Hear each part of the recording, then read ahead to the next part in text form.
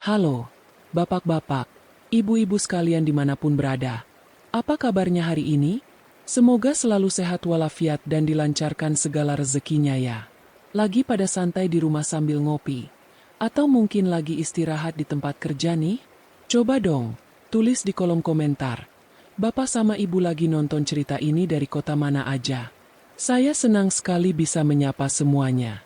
Nah, seperti biasa, saya sudah siapkan satu cerita terbaru yang pastinya seru dan bikin jantung berdebar.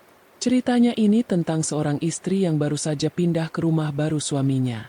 Harusnya bahagia, tapi dia malah dapat peringatan mengerikan dari tukang sate keliling.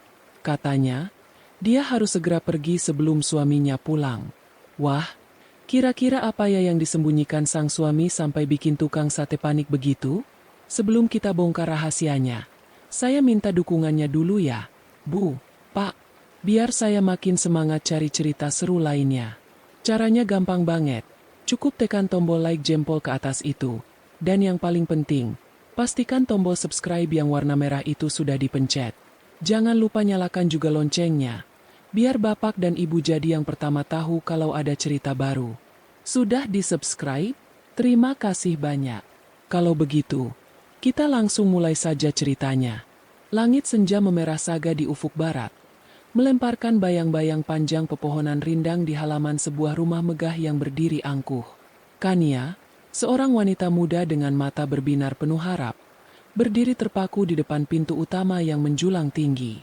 Di sampingnya, Jordan, suaminya yang berwajah rupawan dan selalu menebar senyum karismatik, merangkul pinggangnya dengan mesra. "Bagaimana, sayang? Kau suka rumah baru kita?" Suara Jordan terdengar dalam dan menenangkan, seolah mampu menghapus segala keraguan di dunia. Kania mengangguk cepat. Rasa haru membuncah di dadanya. Siapa sangka, dirinya yang hanya seorang gadis sederhana, kini akan tinggal di istana semegah ini. Rumah itu adalah bukti cinta Jordan, bukti kesuksesannya sebagai seorang pengusaha muda yang sedang naik daun. Setidaknya, itulah yang Kania yakini selama ini. Mereka baru saja pindah hari itu. Barang-barang mereka, yang sebagian besar masih terbungkus rapi dalam kotak-kotak kardus coklat, sudah diatur oleh tim pindahan yang disewa Jordan. Rumah itu besar, bergaya klasik modern dengan pilar-pilar kokoh dan jendela-jendela kaca patri yang membiaskan cahaya sore menjadi pelangi kecil di lantai marmer yang mengkilap. "Aku bukan hanya suka, Mas. Aku mencintainya," bisik Kania, menyandarkan kepalanya di bahu kokoh sang suami. Jordan tertawa pelan. Ciuman singkat mendarat di puncak kepala Kania. "Semua ini untukmu, Kania. Hanya untukmu." Namun, di balik kemegahan yang membutakan itu, Kania merasakan sesuatu yang ganjil. Sebuah firasat tipis yang dingin, merayap di tengkuknya seperti embusan angin malam. Rumah itu memang indah, tapi terasa kosong. Bukan kosong karena perabotan yang belum tertata, melainkan kosong dalam artian yang lain.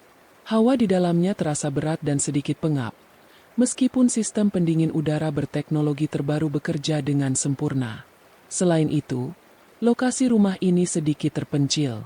Meski masih masuk dalam kawasan elit, rumah mereka adalah yang paling ujung, berbatasan langsung dengan sebidang tanah kosong yang ditumbuhi ilalang tinggi, dan di belakangnya terhampar kebun jati yang tampak gelap. Kejanggalan pertama yang benar-benar menarik perhatian Kania adalah paviliun tua di bagian belakang rumah utama. Bangunan itu terpisah, bergaya kolonial yang lebih kuno, dan cat putihnya sudah mengelupas di banyak tempat. Sebagian jendelanya bahkan ditutup papan kayu. Saat tur singkat mengelilingi rumah sore tadi, Jordan secara khusus membelokkan langkah Kania menjauh dari sana. "Kita tidak perlu ke situ, sayang," ujar Jordan cepat. Nadanya ringan namun ada ketegasan yang tak terbantahkan. "Paviliun itu bangunan lama, sudah rapuh dan sangat berbahaya. Aku berencana merobohkannya nanti. Untuk sementara, jangan pernah dekati area itu, ya? Aku tidak mau kamu kenapa-kenapa." Kania yang saat itu masih terbuai euforia hanya mengangguk patuh. Namun kini, larangan itu terasa ganjil. Mengapa begitu berbahaya hingga harus dilarang keras? Keanehan kedua adalah para asisten rumah tangga. Jordan memberitahu Kania bahwa dia telah mempekerjakan tim yang baru. 2 orang wanita parubaya, berseragam abu-abu polos, dan seorang tukang kebun yang juga merangkap sebagai penjaga keamanan. Mereka bergerak efisien, nyaris tanpa suara, seperti robot yang sudah diprogram. Saat Kania mencoba menyapa mereka dengan ramah, mereka hanya menunduk singkat, menjawab seperlunya dengan jawaban, "Ya, Nyonya," atau "Baik, Nyonya." Tidak ada senyum ramah, tidak ada obrolan ringan yang biasa dilakukan asisten rumah tangga pada umumnya. Mereka kaku dan tatapan mata mereka selalu kosong, seolah ada instruksi ketat untuk tidak berinteraksi lebih dari yang diperlukan. Kania mencoba menepis perasaan tidak nyamannya. Mungkin mereka memang dilatih untuk profesional. Mungkin ini standar di rumah-rumah mewah seperti ini, pikirnya, mencoba menghibur diri. Malam harinya, setelah makan malam pertama mereka yang canggung di ruang makan raksasa, Jordan pamit sebentar ke ruang kerjanya. Kania, yang merasa gelisah dan tidak bisa diam, memutuskan berjalan-jalan sendirian di dalam rumah. Dia menyusuri koridor panjang di lantai 2, memandangi lukisan-lukisan abstrak mahal yang tergantung di dinding. Langkahnya terhenti di depan sebuah jendela besar di ujung koridor. Jendela itu menghadap langsung ke halaman belakang. Dan dari sana, paviliun tua itu terlihat jelas di bawah cahaya bulan yang pucat. Kania memicingkan matanya. Jantungnya tiba-tiba berdebar sedikit lebih cepat. Di salah satu jendela paviliun yang tidak tertutup papan, dia seperti melihat sekelebatan cahaya. Seperti cahaya redup dari sebuah lampu minyak, atau mungkin lilin. Cahaya itu bergoyang sejenak, lalu padam.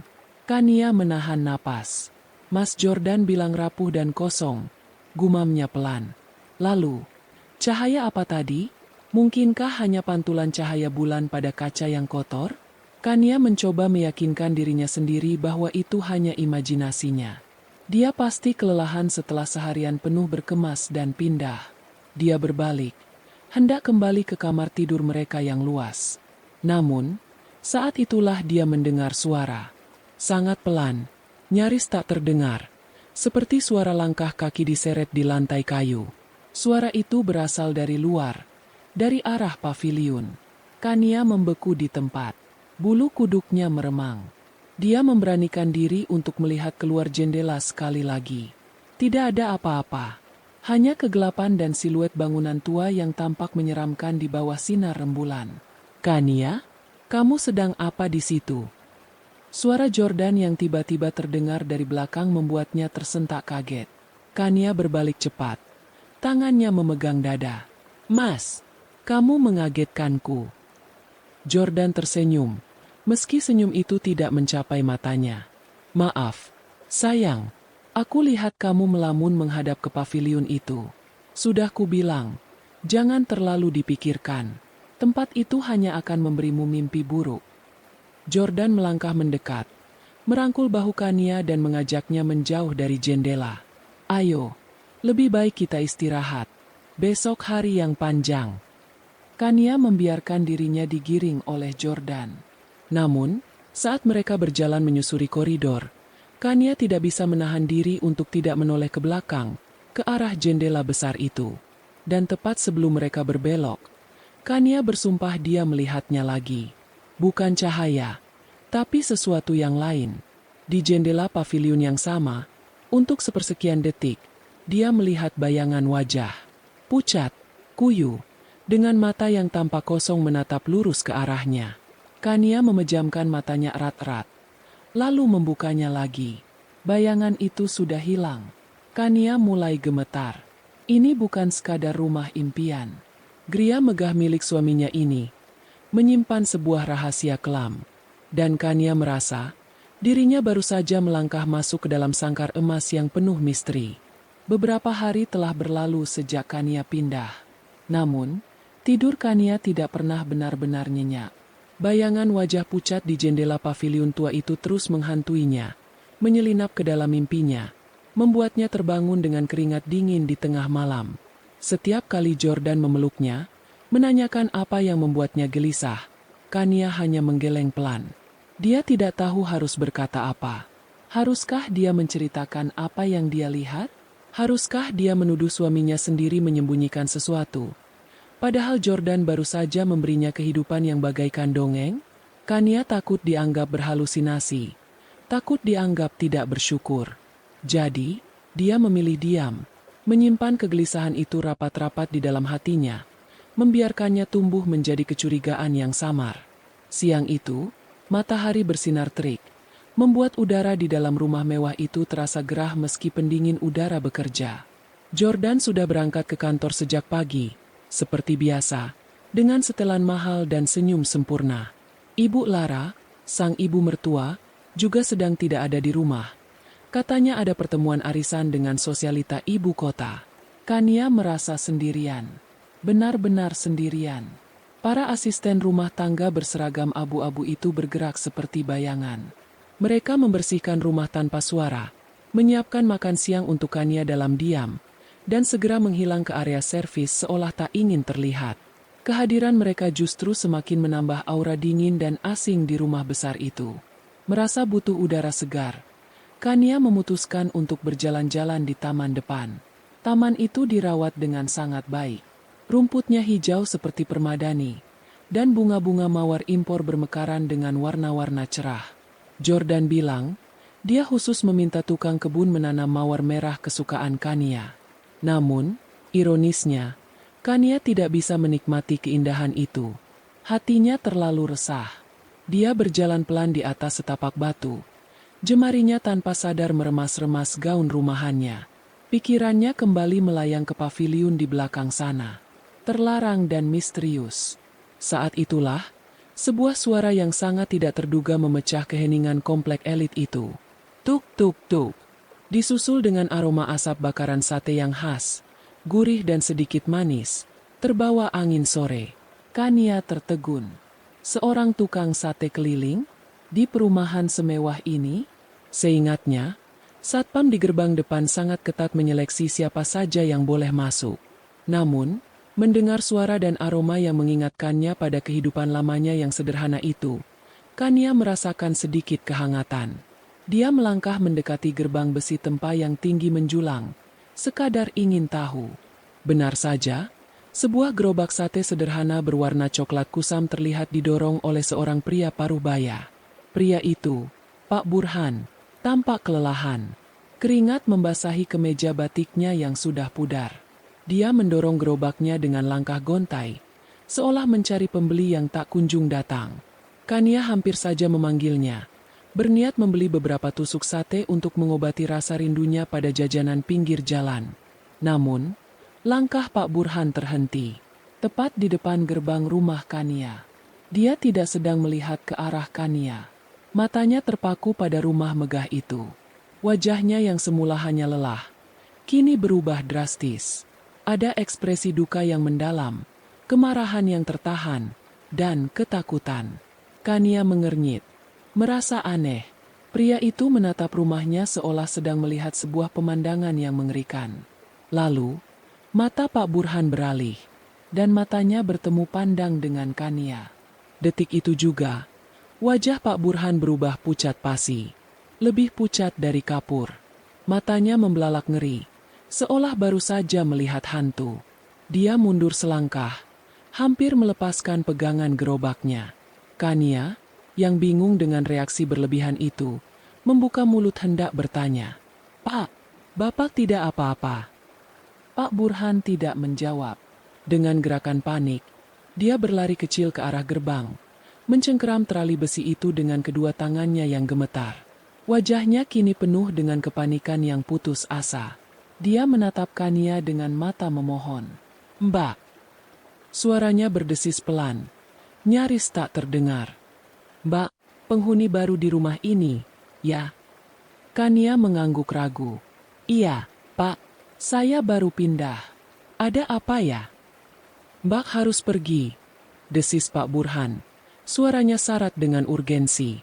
Dia menoleh ke kiri dan ke kanan, memeriksa jalanan yang sepi. "Cepat pergi dari sini, Mbak. Jangan percaya sama rumah ini. Rumah ini." Pria itu tampak kesulitan menemukan kata yang tepat. Jantung Kania mulai berdebar kencang. Ketakutan yang beberapa hari ini dia tekan, kini menyeruak ke permukaan. Maksud Bapak apa? Saya tidak mengerti. Pergi sebelum suami Mbak pulang. Pak Burhan mengulanginya, kali ini lebih keras, namun masih dalam bisikan yang mendesak. Matanya nanar. Rumah ini jahat. Mbak dalam bahaya besar. Saya harus tunjukkan sesuatu. Sesuatu apa? Tuntut Kania. Suaranya ikut bergetar. Firasat buruknya semakin kuat. Alih-alih menjawab, Pak Burhan melepaskan satu tangannya dari gerbang dan menunjuk. Jari telunjuknya yang kapalan mengarah lurus, melewati bahu Kania, melewati atap rumah utama, menunjuk ke satu titik yang Kania kenali dengan sangat baik. Jari itu menunjuk ke arah paviliun tua yang terlarang. Lihat, perintah Pak Burhan. Matanya masih membelalak ngeri. Mbak lihat ke sana, ke jendela atas itu. Kania menelan ludah. Dengan kaku, dia memutar tubuhnya. Dari tempatnya berdiri di taman depan. Dia tidak bisa melihat paviliun itu dengan jelas. Hanya sebagian atap dan satu jendela atas yang menyembul dari balik bangunan utama. Jendela yang sama dengan yang dia lihat malam itu. Kania memicingkan matanya. Jantungnya berdebar begitu kencang hingga terasa sakit. Awalnya dia tidak melihat apa-apa. Hanya kaca kotor yang memantulkan sinar matahari sore. Saya tidak. Lihat terus, Mbak. Dan Kania melihatnya. Bukan lagi bayangan. Bukan lagi sekelebatan cahaya. Kali ini sangat jelas. Meski hanya sepersekian detik. Wajah seorang wanita yang sangat pucat. Dengan rambut hitam panjang yang kusut dan kotor. Wajah itu menempel di kaca jendela. Menatap lurus ke arah Kania dengan tatapan kosong yang menakutkan. Sebelum ditarik mundur paksa ke dalam kegelapan. Astaga! Kania terpekik. Dia mundur beberapa langkah. Kakinya lemas seolah tak bertulang. Tangannya terkepal di depan dada. Mencoba menghentikan gemuruh di dalam dirinya. Itu nyata. Apa yang dilihatnya malam itu nyata. Ada orang di dalam paviliun itu. Mbak lihat, kan? Suara Pak Burhan terdengar penuh kemenangan sekaligus putus asa. Dia masih di sana. Mbak harus segera pergi sebelum. BRMMM. Suara deru mesin mobil yang berat dan bertenaga memotong ucapan Pak Burhan. Suara itu semakin dekat. Dari ujung jalan, sebuah sedan hitam mewah yang sangat Kania kenali, mobil Jordan, muncul dan melaju dengan kecepatan sedang menuju gerbang. Reaksi Pak Burhan sungguh di luar dugaan. Pria tua itu terlonjak kaget seolah baru saja disambar petir. Wajahnya yang tadi pucat kini berubah menjadi kanvas ketakutan murni. Matanya membelalak melihat mobil Jordan. Celaka! Dia pulang! Suamimu pulang! Teriaknya panik. Tanpa menoleh ke arah Kania lagi, tanpa mengucapkan sepatah kata pun, Pak Burhan memutar gerobak satenya dengan kasar dan berlari. Dia berlari sekuat tenaga, mendorong gerobaknya dengan panik, seolah nyawanya bergantung pada hal itu. Suara klontang-klontang dari peralatan di gerobaknya terdengar kacau, menjauh, lalu menghilang di tikungan jalan. Kania ditinggalkan sendirian di taman. Kakinya masih gemetar hebat. Peringatan Pak Burhan. Wajah pucat di jendela paviliun, dan kepanikan luar biasa tukang sate itu saat melihat mobil Jordan, semua berputar menjadi satu teka-teki mengerikan di kepalanya. Suara decitan pelan terdengar saat gerbang otomatis terbuka untuk menyambut sang pemilik rumah. Kania berdiri mematung. Dia tidak bisa bergerak. Dia hanya bisa menatap kosong saat mobil hitam mengkilap itu meluncur masuk, membawa suaminya yang tersenyum yang kini, di mata Kania, senyumannya tiba-tiba terlihat seperti sebuah topeng yang mengerikan. Kania berdiri mematung di tengah taman yang mulai temaram. Rumput hijau yang tadi terasa lembut di bawah kakinya kini seakan berubah menjadi jerat yang menahannya di tempat. Seluruh tubuhnya gemetar hebat. Bayangan wajah pucat di jendela paviliun dan lari tunggang langgang Pak Burhan seolah mencetak jejak beku di dalam benaknya. Dia bahkan tidak menyadari kapan gerbang otomatis itu selesai terbuka. Mobil Jordan berhenti mulus di carport yang terbuat dari batu alam mewah. Pintu mobil terbuka, dan Jordan melangkah keluar.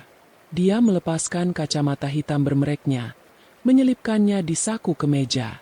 Senyum menawan khasnya langsung merekah begitu melihat Kania berdiri di taman.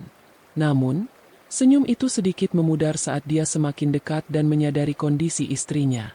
"Sayang, kamu kenapa masih di luar?" Jordan melangkah cepat. Alis tebalnya kini bertaut dalam ekspresi prihatin. Dia menyentuh lengan Kania, dan sentuhannya terasa dingin di kulit Kania yang panas karena panik. "Astaga, Kania, kamu pucat sekali. Apa yang terjadi? Kamu sakit?" Kania ingin menjerit, ingin berlari, ingin menunjuk ke arah paviliun dan menuntut suaminya untuk jujur. Tapi lidahnya keluh. Suara Pak Burhan yang penuh teror, "Pergi sebelum suamimu pulang," terus terngiang di telinganya. Dan kini, suaminya sudah pulang. Berdiri di hadapannya, begitu tampan, begitu sempurna, begitu penuh kasih. Kontras yang mengerikan ini membuat perut Kania serasa diaduk. Dia tergagap, mencari kata-kata. "Mas, aku tadi." "Tadi apa, sayang? Coba bicara pelan-pelan." Jordan merengkuh bahu Kania, membimbingnya untuk duduk di bangku taman terdekat. Dia berlutut di depan Kania, menatap wajah istrinya dengan keseriusan penuh. "Tadi ada tukang sate." Kania berhasil mengatakannya. Suaranya bergetar. Dia berhenti di depan gerbang. Jordan tertawa kecil. Tawa renyah yang biasanya selalu berhasil menenangkan Kania. Namun kali ini terdengar sangat sumbang di telinganya. "Tukang sate? Sampai masuk ke komplek ini? Satpam di depan pasti lalai sekali," katanya ringan. "Lalu kenapa? Apa dia mengganggumu? Apa dia berbuat tidak sopan padamu? Katakan padaku." Nada suara Jordan sedikit menajam di akhir. "Protektif. Bukan." Kania menggeleng cepat. "Bukan itu, Mas. Dia bilang hal-hal aneh tentang rumah ini. Dia menyuruhku pergi. Dia bilang aku dalam bahaya." Kania menarik napas dalam-dalam, memberanikan diri. Dia harus tahu. Dia harus melihat reaksinya. "Mas," suaranya nyaris berbisik. Dia menunjuk ke paviliun itu. "Dan aku melihatnya lagi. Kali ini jelas sekali. Ada orang di dalam sana. Mas, aku bersumpah." Wajah seorang wanita di jendela atas. Hening sejenak. Kania menahan napas, mengamati setiap perubahan ekspresi di wajah suaminya dengan putus asa. Jordan tidak kaget. Dia tidak panik. Dia tidak terlihat bersalah. Dia hanya menatap Kania dengan tatapan yang sulit diartikan. Campuran antara geli, kasihan, dan sedikit frustrasi. Lalu, dia menghela napas panjang, seolah sedang menghadapi seorang anak kecil yang baru saja bercerita tentang monster di bawah tempat tidur. Kania." Jordan bangkit, lalu duduk di samping Kania, menangkup wajah istrinya dengan kedua telapak tangannya yang hangat dan kuat. "Sayangku, dengar. Kamu pasti kelelahan luar biasa. Pindah rumah itu sangat stres. Aku tahu. Dan rumah sebesar ini, dengan lokasi yang sedikit terpencil, butuh adaptasi. Tapi aku melihatnya, Mas. Jelas sekali. Pak Burhan juga melihatnya." Kania bersikeras. Air mata mulai menggenang di pelupuk matanya. "SSS hahaha." Jordan menempelkan jari telunjuknya dengan lembut di bibir Kania. "Paviliun itu sudah kosong puluhan tahun. Kania, dulu, kata agen propertinya, memang ada cerita-cerita seram yang beredar di antara penduduk sekitar. Biasa, kan? Rumah tua yang dibiarkan kosong, pasti dibilang angker.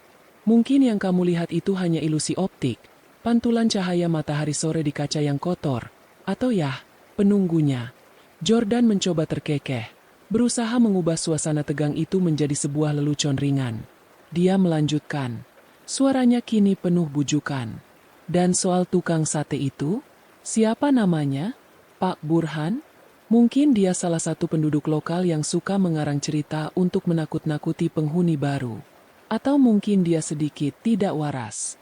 Kamu tidak boleh langsung percaya pada orang asing, sayang." Penjelasan Jordan begitu masuk akal, begitu tenang, begitu logis. Dia membelai pipi Kania, menghapus jejak air mata yang nyaris jatuh dengan ibu jarinya. Tatapannya begitu dalam, begitu meyakinkan. Begitu penuh cinta. Kamu terlalu banyak berpikir. Terlalu lelah. Tidak ada siapa-siapa di sana selain tumpukan perabot tua yang rusak dan debu tebal. Aku melarangmu ke sana murni karena alasan keamanan. Bangunannya rapuh. Lantainya bisa jebol kapan saja. Aku tidak mau istriku yang paling cantik ini terluka sedikit pun. Kamu mengerti, kan? Kania menatap jauh ke dalam mata coklat suaminya. Dia mencari setitik saja kebohongan. Tapi mata Jordan begitu jernih. Dia begitu ingin mempercayai pria ini. Pria yang telah mengangkatnya dari kehidupan sederhana. Pria yang memujanya. Mungkinkah Kania yang salah? Mungkinkah dia memang hanya berhalusinasi karena stres? Kecurigaan Kania mulai goyah, tergantikan oleh rasa bersalah karena telah mencurigai suaminya sendiri. Sudah, jangan dipikirkan lagi, bisik Jordan. Dia menarik Kania ke dalam pelukannya yang erat dan protektif. Kania bisa mencium aroma parfum mahal yang menguar dari kemeja suaminya. Udara sore tidak baik untukmu kalau sedang banyak pikiran. Ayo kita masuk. Aku tadi mampir beli kue coklat kesukaanmu dari toko biasa. Dan malam ini, biar aku yang siapkan air hangat untukmu berendam. Kamu hanya perlu rileks. Oke? Lupakan semua omong kosong tadi. Jordan menggiring Kania masuk ke dalam istana mereka. Sepanjang sisa sore itu hingga malam menjelang, dia bersikap luar biasa manis. Dia memutarkan musik jazz yang lembut, menyuapinya potongan kue coklat, dan benar-benar menyiapkan air mandi hangat yang ditaburi kelopak mawar. Kania, yang kelelahan secara emosional dan fisik, akhirnya luluh. Dia membiarkan dirinya dimanjakan. Dia bersandar pada suaminya, mencoba meyakinkan dirinya sendiri. Mungkin dia memang salah. Mungkin Pak Burhan hanya orang iseng, dan matanya telah menipunya. Jordan adalah suami yang sempurna. Dia mencintainya. Dia tidak mungkin menyembunyikan sesuatu yang begitu mengerikan. Malam itu, Kania tertidur lebih awal dari biasanya. Obat tidurnya adalah pelukan hangat Jordan dan janji-janji manisnya. Namun, tidurnya tidak lelap. Sekitar pukul 2 dini hari, Kania terbangun dengan perasaan kantuk yang masih berat. Tenggorokannya terasa kering. Dia melirik ke samping. Sisi tempat tidur Jordan kosong. Spray di sebelahnya terasa dingin, menandakan Jordan sudah pergi cukup lama. Kania bangkit perlahan. Kemana suaminya pergi? Ke kamar mandi? Atau ke ruang kerjanya? Rasa gelisah yang tadi sore sempat terlelap oleh bujuk rayu Jordan, kini bangun kembali. Lebih kuat dan lebih dingin. Kania turun dari tempat tidur. Kakinya melangkah tanpa suara di atas karpet tebal. Dia berjalan keluar kamar. Ruang kerja Jordan gelap. Ruang tamu di bawah juga gelap.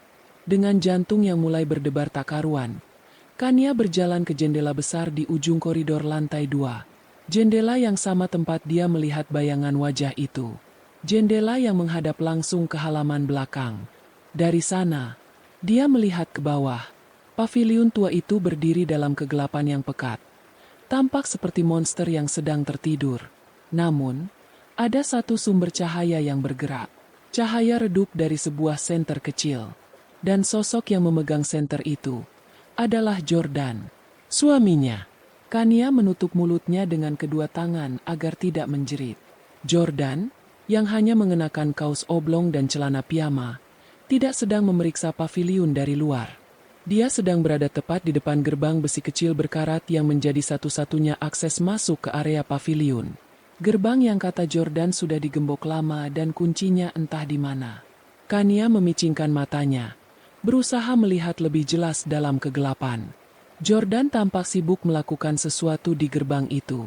Dia membungkuk. Terdengar suara klik pelan. Lalu suara logam beradu yang samar-samar terbawa angin malam. Kania melihat suaminya tidak sedang berusaha membuka gembok lama. Jordan sedang memasang sesuatu yang baru. Sebuah gembok baru yang berkilau di bawah cahaya senternya.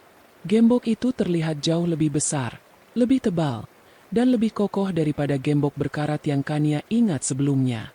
Setelah selesai, Jordan menyapukan senternya sekali lagi ke seluruh area gerbang. Menarik-narik gembok baru itu, memastikannya terkunci dengan aman. Dia tidak menoleh ke arah jendela paviliun. Dia hanya menatap gerbang itu dengan ekspresi dingin, fokus, dan penuh perhitungan. Sebuah ekspresi yang tidak pernah Kania lihat sebelumnya. Dengan langkah gemetar dan berjingkat, Kania kembali ke kamar tidur mereka. Dia buru-buru merebahkan diri di tempat tidur, membelakangi pintu, dan menarik selimut hingga ke dagu, pura-pura tertidur lelap. Jantungnya serasa mau copot. Beberapa menit kemudian, dia mendengar pintu kamar terbuka pelan. Jordan masuk, bergerak tanpa suara, lalu berbaring di samping Kania. Kania bisa merasakan kehangatan tubuh suaminya, bisa mencium aroma mint dari pasta gigi yang baru dipakainya. Kania memejamkan matanya erat-erat, tapi dia tidak bisa berhenti gemetar. Semua penjelasan Jordan tadi sore, tentang rumah angker, tentang tukang sate iseng, tentang kelelahannya, semua luntur begitu saja, menjadi kebohongan yang nyata. Jika paviliun itu benar-benar kosong dan rapuh, untuk apa suaminya repot-repot mengganti gemboknya dengan yang lebih kuat di tengah malam buta? Tawa Jordan yang renyah, tatapan matanya yang penuh cinta, belayannya yang lembut. Kania kini sadar, semua itu adalah topeng. Sebuah topeng sempurna yang dipakai suaminya untuk menutupi rahasia kelam yang terkurung rapat di balik gerbang paviliun itu. Kecurigaan Kania tidak lagi goyah. Kecurigaan itu kini menancap tajam di hatinya, dingin dan amat menakutkan. Dia baru sadar, dia tidak sedang tidur di samping suaminya. Dia sedang tidur di samping seorang penjaga penjara. Malam itu terasa seperti abadi bagi Kania. Dia berbaring kaku di ranjang mewahnya, berpura-pura tertidur lelap. Sementara di sampingnya Jordan bernapas dengan teratur.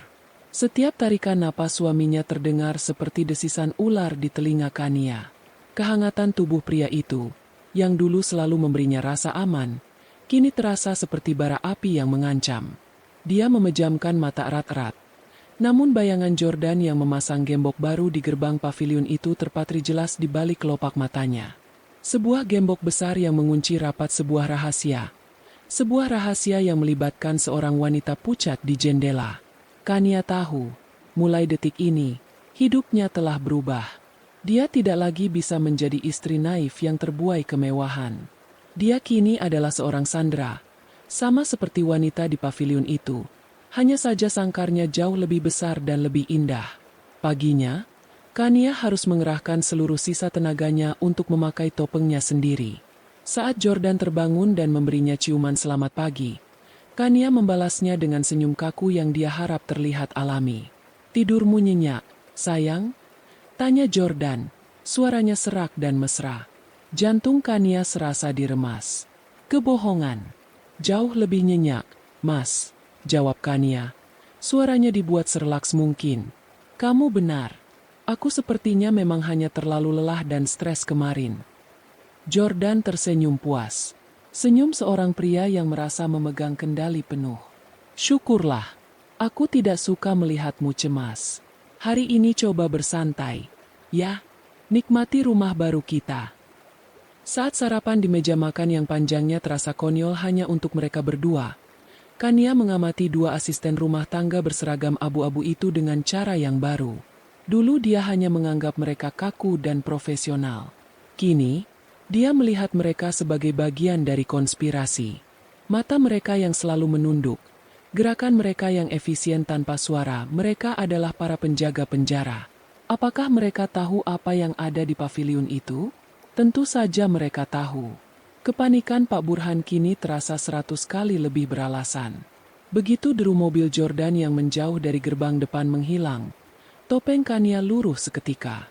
Wajahnya kembali tegang, penuh tekad. Dia tidak membuang waktu. Detik pertama dia sendirian. Dia langsung berlari kecil menuju halaman belakang. Jantungnya berdebar-debar.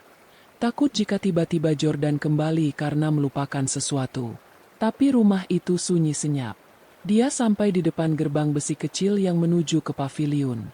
Dugaannya benar. Gembok lama yang berkarat telah hilang.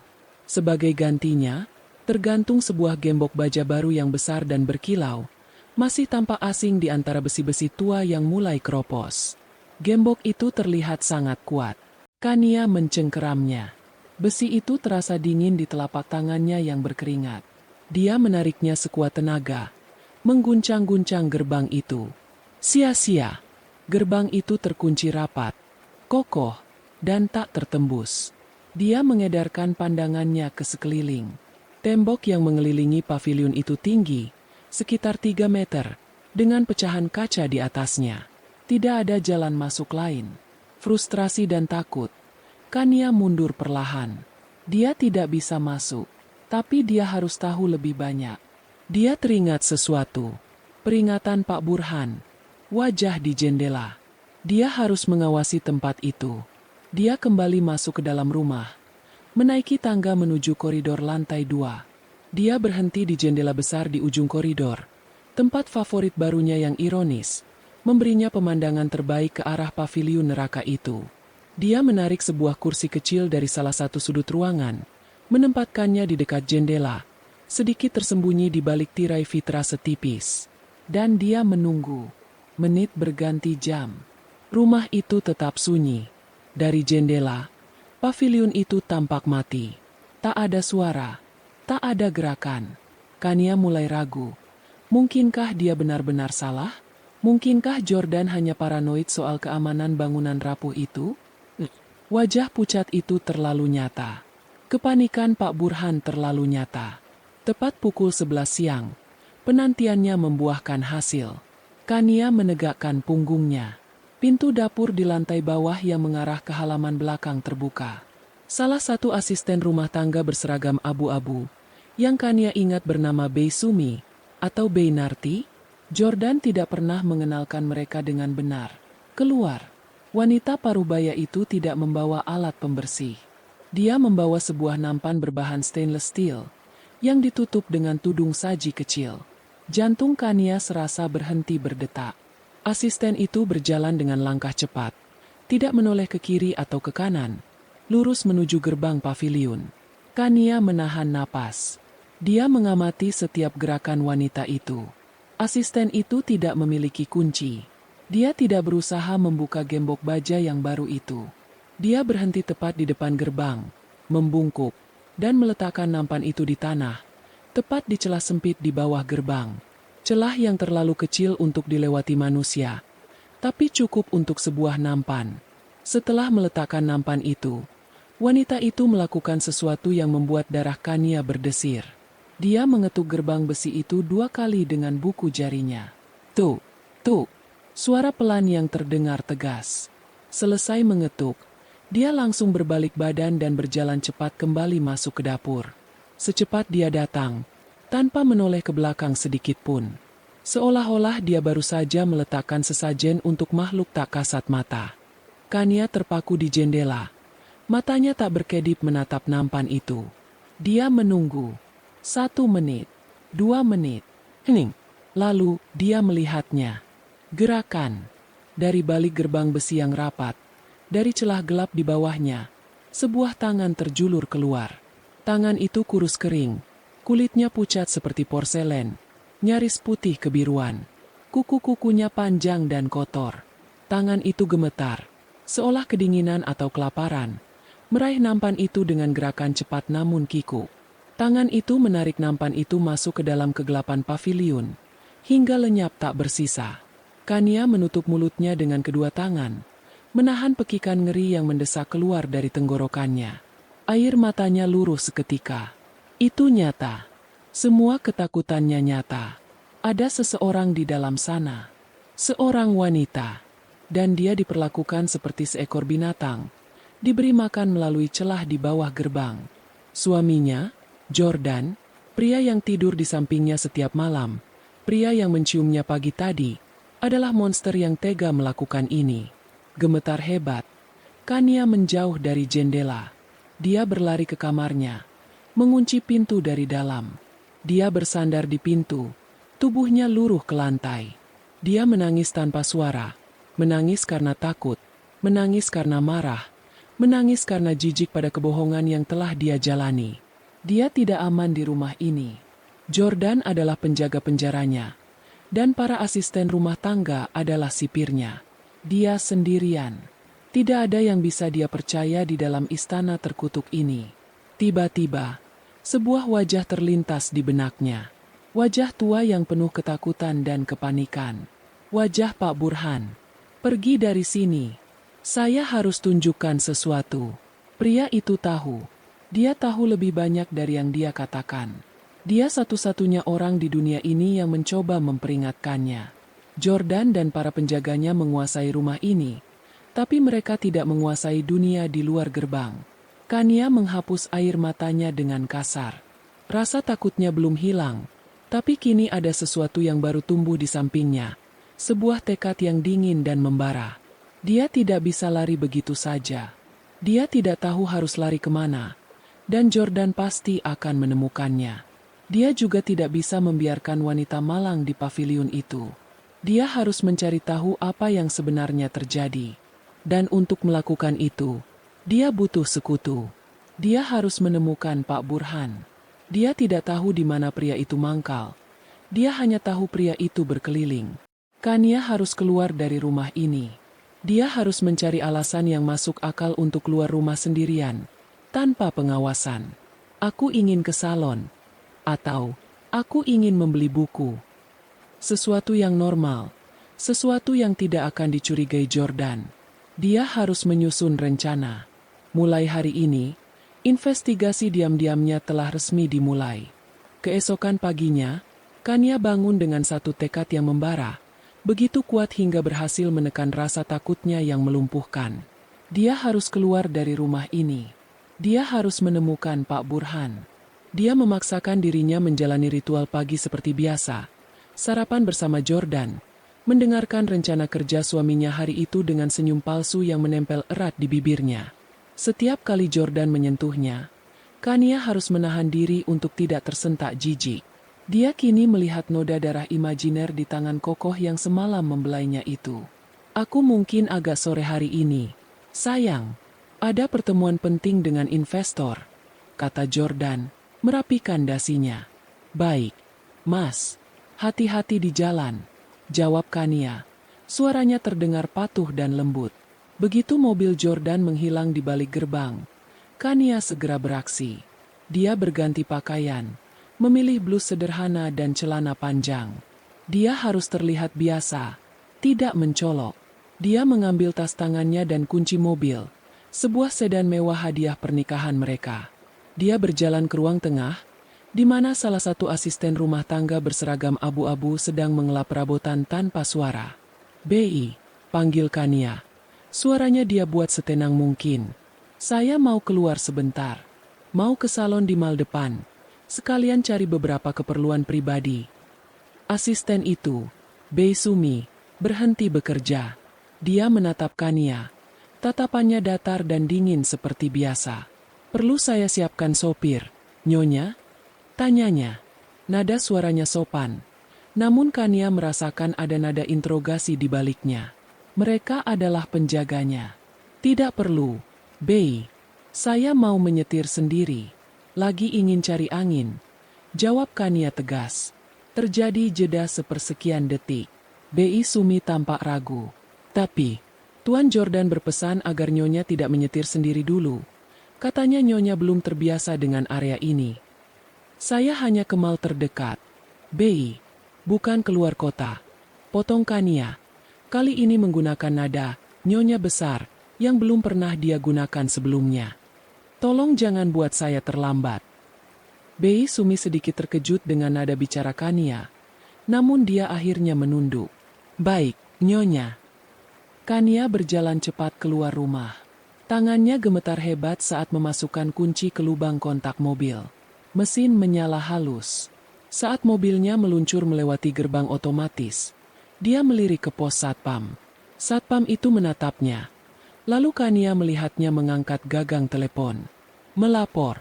Jantung Kania berdebar kencang. Dia tahu, dia tidak punya banyak waktu. Jordan akan tahu dia keluar sendirian. Dia harus bergegas.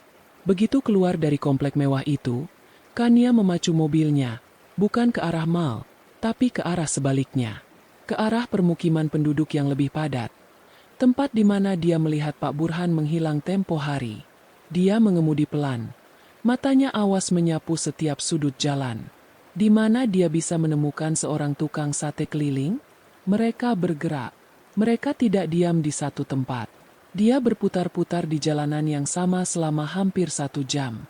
Jalanan ramai, panas, dan berdebu. Gerobak sate seolah lenyap di telan bumi. Rasa putus asa mulai menjalari Kania. Bagaimana jika Pak Burhan terlalu takut? Bagaimana jika dia sengaja menghilang setelah insiden hari itu? Bagaimana jika Jordan sudah menemukannya lebih dulu? Pikiran itu membuat Kania mual. Dia sendirian. Benar-benar sendirian. Tepat ketika dia hendak menyerah dan memutar balik, matanya menangkap sesuatu. Di sebuah tikungan jalan yang agak sepi, di bawah pohon ketapang yang rindang, terparkir sebuah gerobak coklat kusam yang sangat dia kenali. Ada seorang pria parubaya sedang mengipasi bara arang. Asap tipis mengepul. Itu dia, Pak Burhan. Tanpa pikir panjang, Kania membanting setir, memarkir mobil mewahnya di pinggir jalan dengan sembarangan, mengabaikan klakson marah dari pengendara di belakangnya. Dia melompat keluar dari mobil dan berlari menghampiri gerobak itu. Pak Burhan!" serunya. Suaranya terdengar terengah-engah. Pak Burhan, yang sedang sibuk menyiapkan pesanan, mendongak. Begitu dia melihat Kania, wajahnya berubah seputih kertas. Dia menjatuhkan kipas anyamnya ke tanah. Matanya membelalak ngeri, persis seperti saat dia melihat mobil Jordan. "Nyonya!" bisiknya. Suaranya gemetar. Dia langsung bergerak panik, membereskan dagangannya, hendak mendorong gerobaknya pergi. "Maaf, Nyonya, saya mau tutup." "Jangan pergi." Kania berlari dan mencengkeram lengan Pak Burhan. Cengkeramannya begitu kuat, membuat pria tua itu terkejut. "Pak, saya mohon, Bapak harus bantu saya. Bapak benar. Semua yang Bapak katakan itu benar." "SSSSTTT." Pak Burhan menepis tangan Kania dengan panik. Dia melihat ke sekeliling. Beberapa orang di warung seberang jalan mulai memperhatikan mereka. Seorang wanita kaya berpenampilan mencolok sedang mencengkeram seorang tukang sate. "Nyonya, jangan di sini," desis Pak Burhan. Matanya liar mencari-cari, seolah takut Jordan akan muncul kapan saja.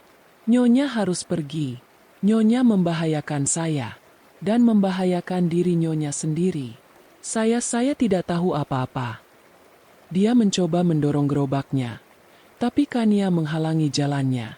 "Saya tidak akan pergi." Kania sudah tidak peduli lagi. Air matanya mulai mengalir. Air mata kemarahan dan ketakutan. "Saya melihatnya, Pak. Tadi pagi, saya melihat ada tangan kurus pucat keluar dari bawah gerbang paviliun. Mereka mengurung seorang wanita di sana. Mereka memberinya makan seperti binatang. Saya melihatnya dengan mata kepala saya sendiri." Pengakuan Kania yang belak-belakan itu membuat Pak Burhan membeku. Gemetar paniknya berhenti. Dia menatap Kania, meneliti wajahnya yang basah oleh air mata. Ketakutan di matanya perlahan tergantikan oleh sesuatu yang lain. Sesuatu yang lebih dalam, lebih gelap. Sebuah duka yang telah mengendap selama bertahun-tahun. Dia sadar, wanita di depannya ini bukan lagi nyonya besar yang naif. Dia adalah saksi mata. Sama sepertinya. Pak Burhan menarik napas panjang dan bergetar. "Ya Allah!" gumamnya pelan. Dia menatap Kania lekat-lekat. "Nyonya, Nyonya benar-benar melihatnya." Kania mengangguk cepat. "Saya mohon, Pak, siapa wanita itu? Apa yang sebenarnya terjadi di rumah itu? Siapa suami saya sebenarnya? Bapak tahu, kan? Bapak harus cerita sama saya." Pak Burhan menelan ludah. Dia terlihat bimbang antara menyelamatkan diri atau menolong wanita malang di depannya. Akhirnya, dia mengambil keputusan. "Tidak di sini," katanya tegas. Suaranya kini pelan namun mantap. "Terlalu berbahaya. Di ujung jalan itu ada gang kecil. Masuk ke dalam. Ada gubuk tua kosong di belakang. Parkir mobil Nyonya di baliknya agar tidak terlihat dari jalan. Saya akan menyusul lewat jalan belakang. Cepat." Kania mengangguk mengerti. Dia berlari kembali ke mobilnya, memindahkan mobilnya ke tempat yang diperintahkan Pak Burhan. Tempat itu tersembunyi, pengap, dan berbau sampah. Beberapa menit kemudian, Pak Burhan muncul dari balik semak-semak, tanpa gerobaknya. Wajahnya masih tegang, tapi kepanikannya sudah berganti dengan tekad yang suram. Mereka berdiri berhadapan di samping gubuk reot itu. "Nyonya," Pak Burhan memulai, suaranya berat. "Nyonya harus tahu, saya menjadi tukang sate di wilayah ini bukan karena kebetulan. Saya bukan sekadar tukang sate." Pria itu mengepalkan tangannya yang kapalan dan penuh noda arang. Saya adalah seorang ayah yang mencari keadilan." Kania menahan napas. "Rumah itu," lanjut Pak Burhan, matanya menerawang, penuh duka. "Rumah tempat Nyonya tinggal itu, sudah saya awasi selama belasan tahun." "Belasan tahun?" Kania terperangah. "Ya, jauh sebelum suami Nyonya membelinya." Pak Burhan membenarkan. "Belasan tahun yang lalu, putri saya satu-satunya, namanya Asri, bekerja di rumah itu. Dia jadi asisten rumah tangga untuk pemilik sebelumnya. Dia gadis yang baik, Nyonya, polos, rajin, tidak pernah neko-neko." Suara Pak Burhan tercekat. Matanya memerah menahan tangis. Suatu hari, dia menghilang. Lenyap begitu saja. Tidak ada kabar. Tidak ada jejak. "Ya Tuhan," bisik Kania. "Saya lapor polisi. Tapi mereka bilang Asri mungkin kawin lari. Dia membawa pemuda dari kampung." "Kebohongan." Pak Burhan memukul dinding gubuk di sampingnya, membuat debu berjatuhan. "Asri tidak mungkin pergi tanpa pamit pada saya. Saya tahu putri saya. Saya yakin dia celaka di dalam rumah itu. Saya curiga dia dibunuh. Tapi saya tidak punya bukti apa-apa. Saya putus asa," lanjutnya.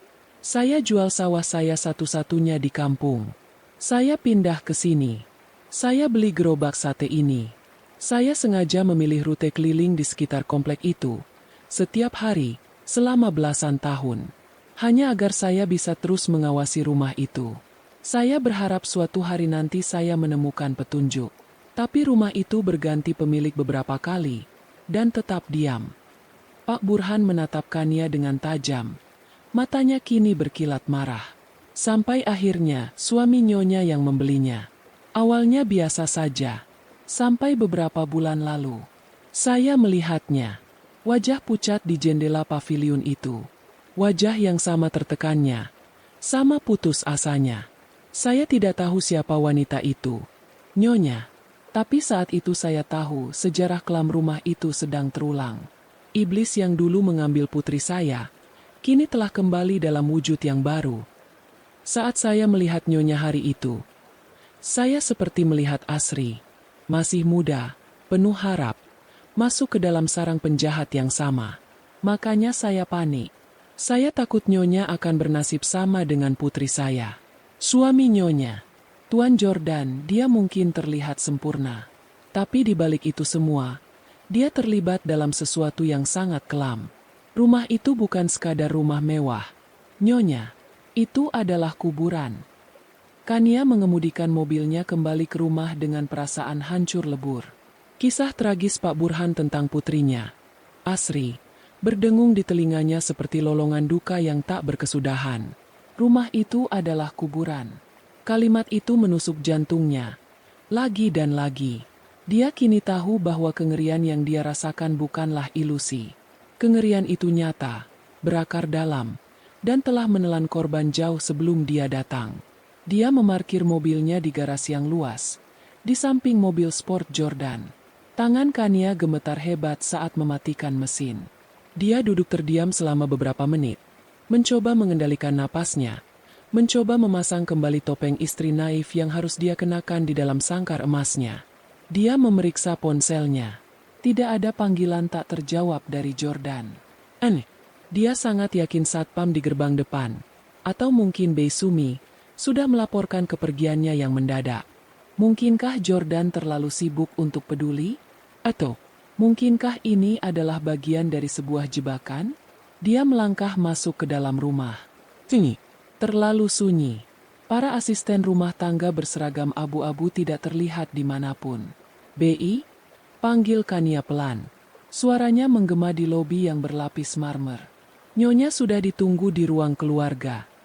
Suara Bei Sumi yang datar dan dingin tiba-tiba muncul dari arah ruang makan, membuat Kania tersentak kaget. Ditunggu? Oleh siapa? Jantung Kania berdebar tak karuan. Apakah Jordan pulang lebih awal untuk menginterogasinya? Dengan langkah berat, Kania berjalan menuju ruang keluarga. Jantungnya serasa menciut saat melihat siapa yang duduk di sana. Bukan Jordan, melainkan seorang wanita parubaya yang terbalut dalam kemewahan yang bersahaja. Rambutnya disanggul modern dengan sempurna. Sehelai kalung mutiara melingkari lehernya yang masih jenjang, dan dia mengenakan blus sutra mahal. Dia adalah Ibu Lara, ibu mertuanya. Kania baru bertemu dengannya beberapa kali. Wanita itu selalu tampak anggun, pendiam, namun sorot matanya selalu tajam mengintimidasi. Saat mendengar langkah Kania, Ibu Lara mendongak dari majalah mode yang sedang dibacanya. Senyum tipis tersungging di bibirnya. "Kania, sayang, akhirnya kamu pulang." Suara itu lembut seperti sutra, namun Kania merasakan hawa dingin yang menusuk tulang menjalari punggungnya. "Ibu? Kapan? Kapan ibu datang?" Mas Jordan tidak bilang apa-apa. Kania tergagap, berusaha menyembunyikan keterkejutannya. "Kejutan?" kata Ibu Lara, masih tersenyum.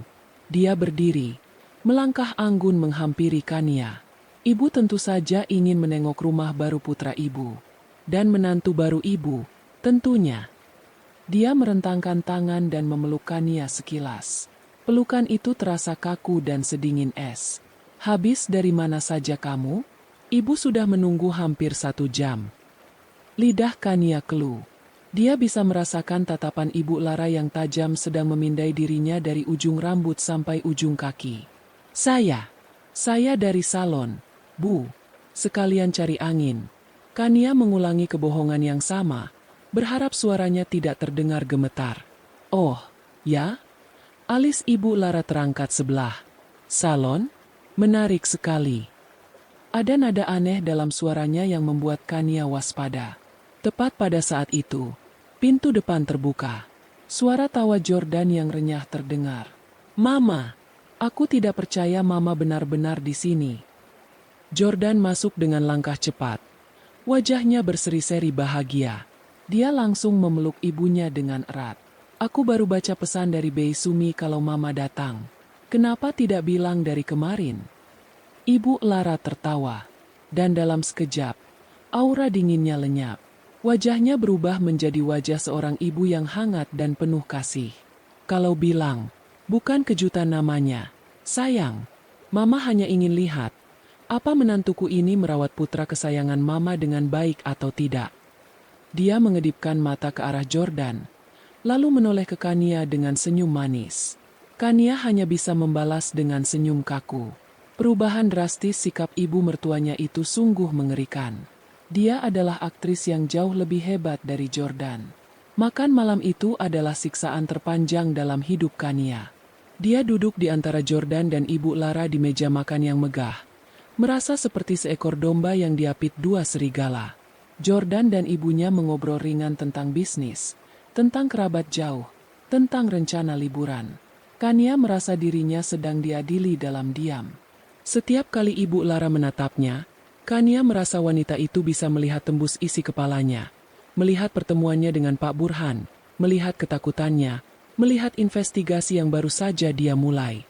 "Kania sepertinya pendiam sekali malam ini," kata Ibu Lara tiba-tiba, memecah obrolan bisnisnya dengan Jordan. Kania tersentak. Jordan menoleh padanya. Tatapannya prihatin. "Kamu masih kepikiran soal yang kemarin, sayang? Soal paviliun itu?" Belum sempat Kania menjawab, Ibu Lara sudah menyela dengan nada lembut. "Oh, soal paviliun tua itu ya? Wajar saja kalau Kania penasaran. Bangunan itu memang punya sejarah yang kurang menyenangkan." Tiba-tiba, ponsel Jordan berdering. Dia melihat layarnya dan mendesah. "Maaf, Ma, Kania, ini panggilan penting dari Singapura. Aku harus angkat. Sebentar saja. Aku ke ruang kerja. Jordan bangkit, mencium kening Kania sekilas, lalu pergi meninggalkan kedua wanita itu dalam keheningan. Hening. Suara denting pelan sendok perak Ibu Lara yang mengaduk tehnya terdengar memekakan telinga. Senyum keibuan di wajahnya perlahan luntur, digantikan oleh ekspresi dingin dan datar yang Kania lihat saat pertama kali masuk tadi. Salon yang bagus. Ibu Lara memulai. Suaranya kini rendah dan tanpa emosi. Dia tidak menatap Kania, melainkan menatap cangkir tehnya. Kania membeku. Maksud ibu. Ibu Lara akhirnya mengangkat wajahnya. Matanya yang tajam menatap lurus ke mata Kania, mengunci pandangannya. Salon yang lokasinya ada di permukiman padat. Salon yang membuatmu harus berputar-putar hampir 1 jam di jalanan sempit. Salon yang mengharuskanmu parkir sembarangan di belakang gubuk reot untuk berbicara dengan seorang tukang sate. Darah serasa surut dari wajah Kania. Jantungnya seakan berhenti berdetak. Dia tidak bisa bernapas. Mereka tahu. Mereka mengikutinya. Satpam di depan. Telepon Bei Sumi tadi. Itu bukan sekadar laporan. Itu adalah sistem pengawasan yang ketat. Ibu. Saya. Kania tergagap. Otaknya kosong. Tidak mampu merangkai satu kebohongan pun. Diam. Desis Ibu Lara. Suaranya setajam silet. Kamu pikir kamu pintar, Kania? Kamu pikir kamu bisa keluar masuk rumah ini seenaknya? Kamu pikir pernikahanmu dengan Jordan itu dongeng Cinderella? Wanita itu tertawa pelan. Tawa yang sama sekali tidak lucu. Kamu menikah masuk ke dalam sebuah keluarga. Sebuah sistem. Dan Jordan mungkin terlalu buta oleh cintanya untuk melihatmu sebagai ancaman. Tapi aku tidak. Ibu Lara mencondongkan tubuhnya ke depan. Dengar baik-baik. Menantuku. Rasa ingin tahumu itu adalah penyakit. Penyakit yang berbahaya. Soal pavilion itu, lanjutnya, nada suaranya berubah menjadi pura-pura prihatin. Memang benar ada kenangan buruk di sana. Kenangan yang sangat kelam dan menyakitkan bagi Jordan. Dia berhenti sejenak. Seolah menikmati ketakutan yang terpancar di wajah Kania. Jordan hanya ingin melindungimu dari semua itu. Dia memberimu istana ini. Dia memberimu kemewahan. Dia hanya ingin kamu bahagia dan tidak mengungkit masa lalu yang coba dia kubur. Tugasmu sebagai istri itu sederhana. Ibu Lara berkata lagi. Kini suaranya turun menjadi bisikan yang penuh ancaman. Jadilah istri yang penurut. Nikmati hidupmu. Berikan Jordan keturunan.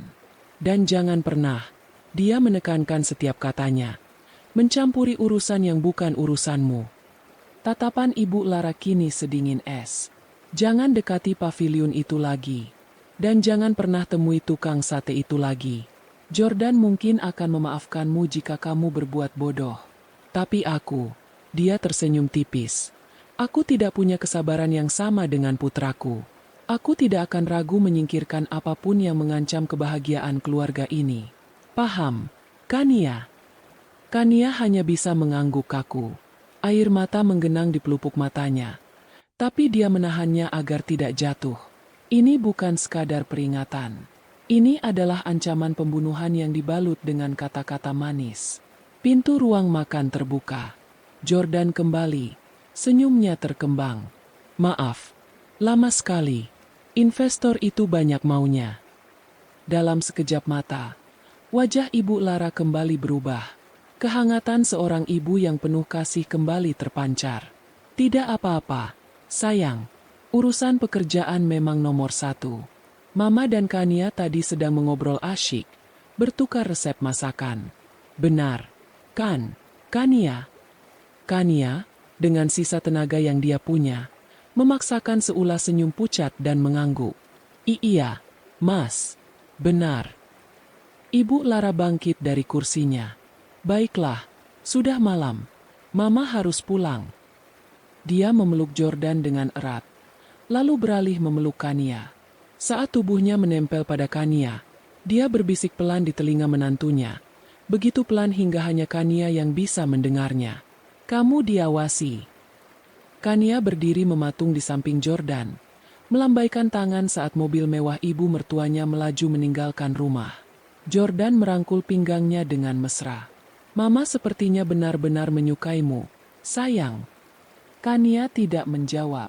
Dia hanya bersandar pada suaminya. Tubuhnya gemetar tak terkendali. Dia kini sadar sepenuhnya. Dia tidak hanya menikah dengan seorang pria yang menyimpan rahasia. Dia telah masuk ke dalam sarang ular berbisa. Dan sang ratu ular baru saja menandainya sebagai mangsa. Ancaman Ibu Lara tergantung di udara rumah itu seperti racun yang tak terlihat. "Kamu diawasi." Dua kata itu kini menjadi teror baru bagi Kania. Dia tidak lagi merasa sendirian.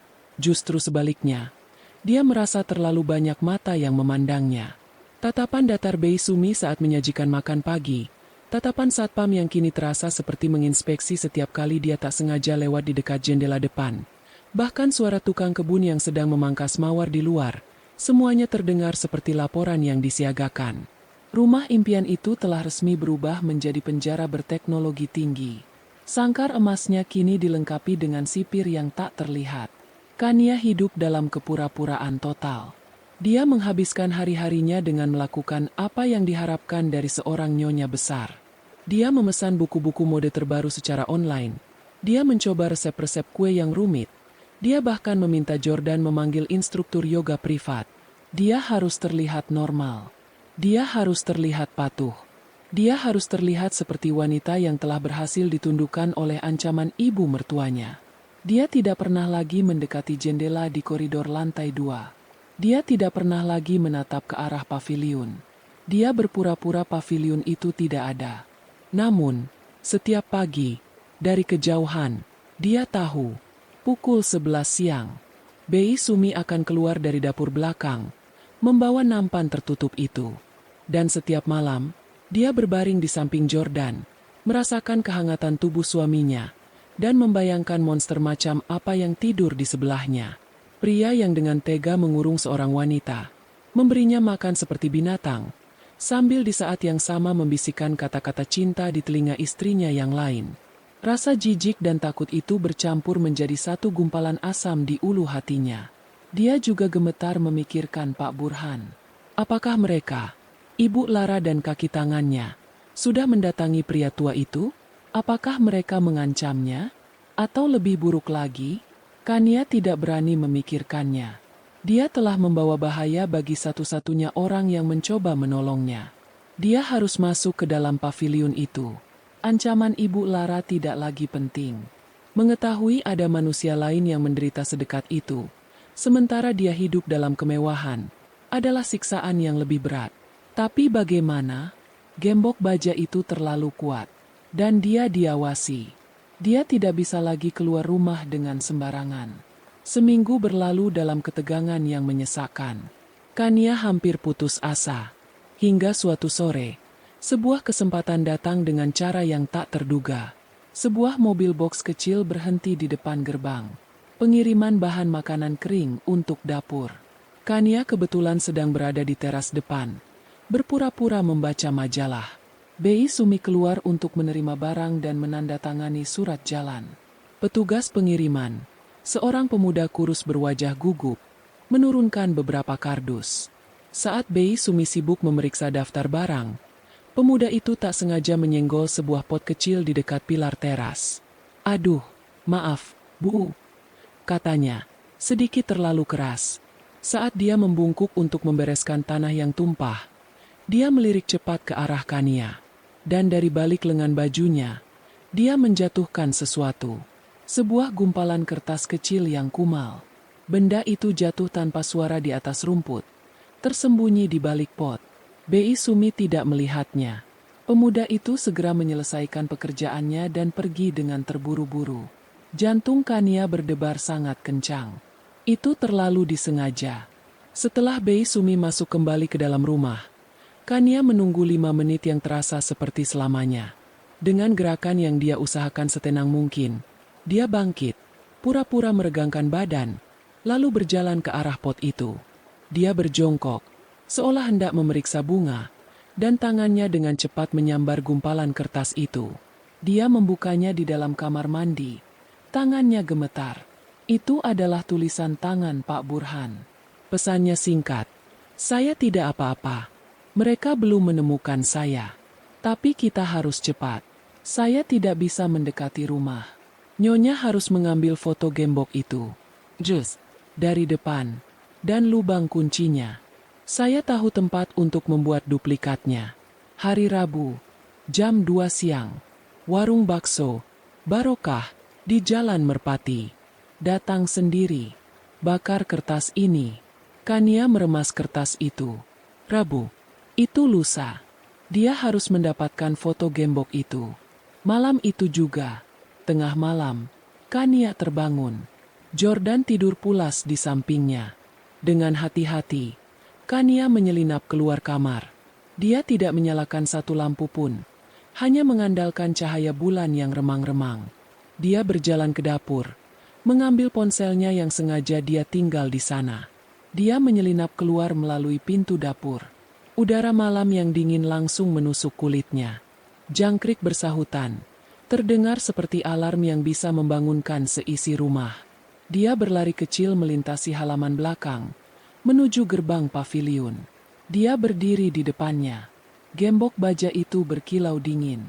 Tangannya gemetar hebat. Dia membuka kamera ponselnya, mematikan lampu kilatnya. Dia harus mengambil foto sedekat mungkin. Dia menjulurkan tangannya melalui terali besi, mendekatkan ponselnya ke gembok. Klik, klik. Dia mengambil beberapa gambar dari berbagai sudut, memastikan lubang kuncinya terpotret dengan jelas. Lalu dia mendengar suara. Krek. Suara ranting kering terinjak. Kania membeku. Dia menahan napas. Dia menoleh perlahan ke arah pos satpam di sudut halaman, yang jaraknya lumayan jauh. Lampunya menyala. Apakah satpam itu sedang berpatroli? Dia menunggu. Hening. Mungkin hanya binatang malam. Dia cepat-cepat berlari kembali ke dalam rumah. Jantungnya serasa mau copot. Dia menghapus foto-foto itu dari galeri utama, tapi menyembunyikannya di dalam folder yang terkunci. Hari Rabu, Kania menjalankan rencananya. Dia berkata pada Jordan bahwa dia ingin pergi ke mall. Aku ingin potong rambut di salon yang waktu itu aku bilang, Mas, yang benar-benar di mall. Boleh, ya? Aku janji tidak akan kemana-mana lagi. Aku bosan sekali di rumah. Jordan, yang melihat istrinya sudah jinak selama seminggu terakhir, tersenyum. Tentu, sayang, mau diantar sopir? Tidak usah, kata Kania manja. Biar aku buktikan aku bisa dipercaya. Jordan mengizinkannya. Kania tahu dia akan diikuti. Dia mengendarai mobilnya ke mall. Dia memarkir mobilnya di lobi utama. Dia masuk ke dalam, dan benar-benar pergi ke salon. Dia meminta untuk cuci dan blow saja. Selama 30 menit dia duduk di sana, diawasi oleh seorang pria berpenampilan biasa yang duduk di kedai kopi seberang salon. Dia adalah ekornya. Setelah selesai membayar, Kania berjalan santai, masuk ke dalam kerumunan food court. Dia lalu berbelok cepat, masuk ke toilet wanita. Dia menunggu 5 menit, lalu dia keluar, tapi melalui pintu toilet yang satunya lagi, yang terhubung dengan lobi bioskop. Dia berlari kecil menuruni eskalator darurat, dan keluar melalui pintu lobi parkir bawah. Dia melompat ke taksi pertama yang dilihatnya. Jalan Merpati. Pak, cepat. Dia sampai di warung bakso, Barokah. Pak Burhan sudah duduk di pojok, mengenakan kaos oblong, menyamar sebagai pelanggan biasa. Kania duduk di depannya, pura-pura memesan. Fotonya? Desis Pak Burhan tanpa menatapnya. Kania mengeluarkan ponselnya, menunjukkannya di bawah meja. Pak Burhan mengangguk. Tunggu. Pria tua itu bangkit, berjalan ke tukang kunci yang mangkal di seberang warung. Kania mengamati dengan cemas. Pak Burhan berbicara, menunjukkan foto itu. Tukang kunci itu menggeleng. Pak Burhan mengeluarkan beberapa lembar uang ratusan ribu. Tukang kunci itu akhirnya mengangguk. 15 menit yang terasa seperti setahun. Pak Burhan kembali, duduk, dan sambil mengambil sendok, Dia menyelipkan sebuah kunci duplikat yang masih hangat ke telapak tangan Kania. Semoga berhasil, Nyonya. Bisiknya. Cari tahu siapa wanita itu. Cari tahu. Apa dia kenal Asri, putri saya? Kania kembali ke mal dengan taksi lain. Masuk lewat pintu yang sama.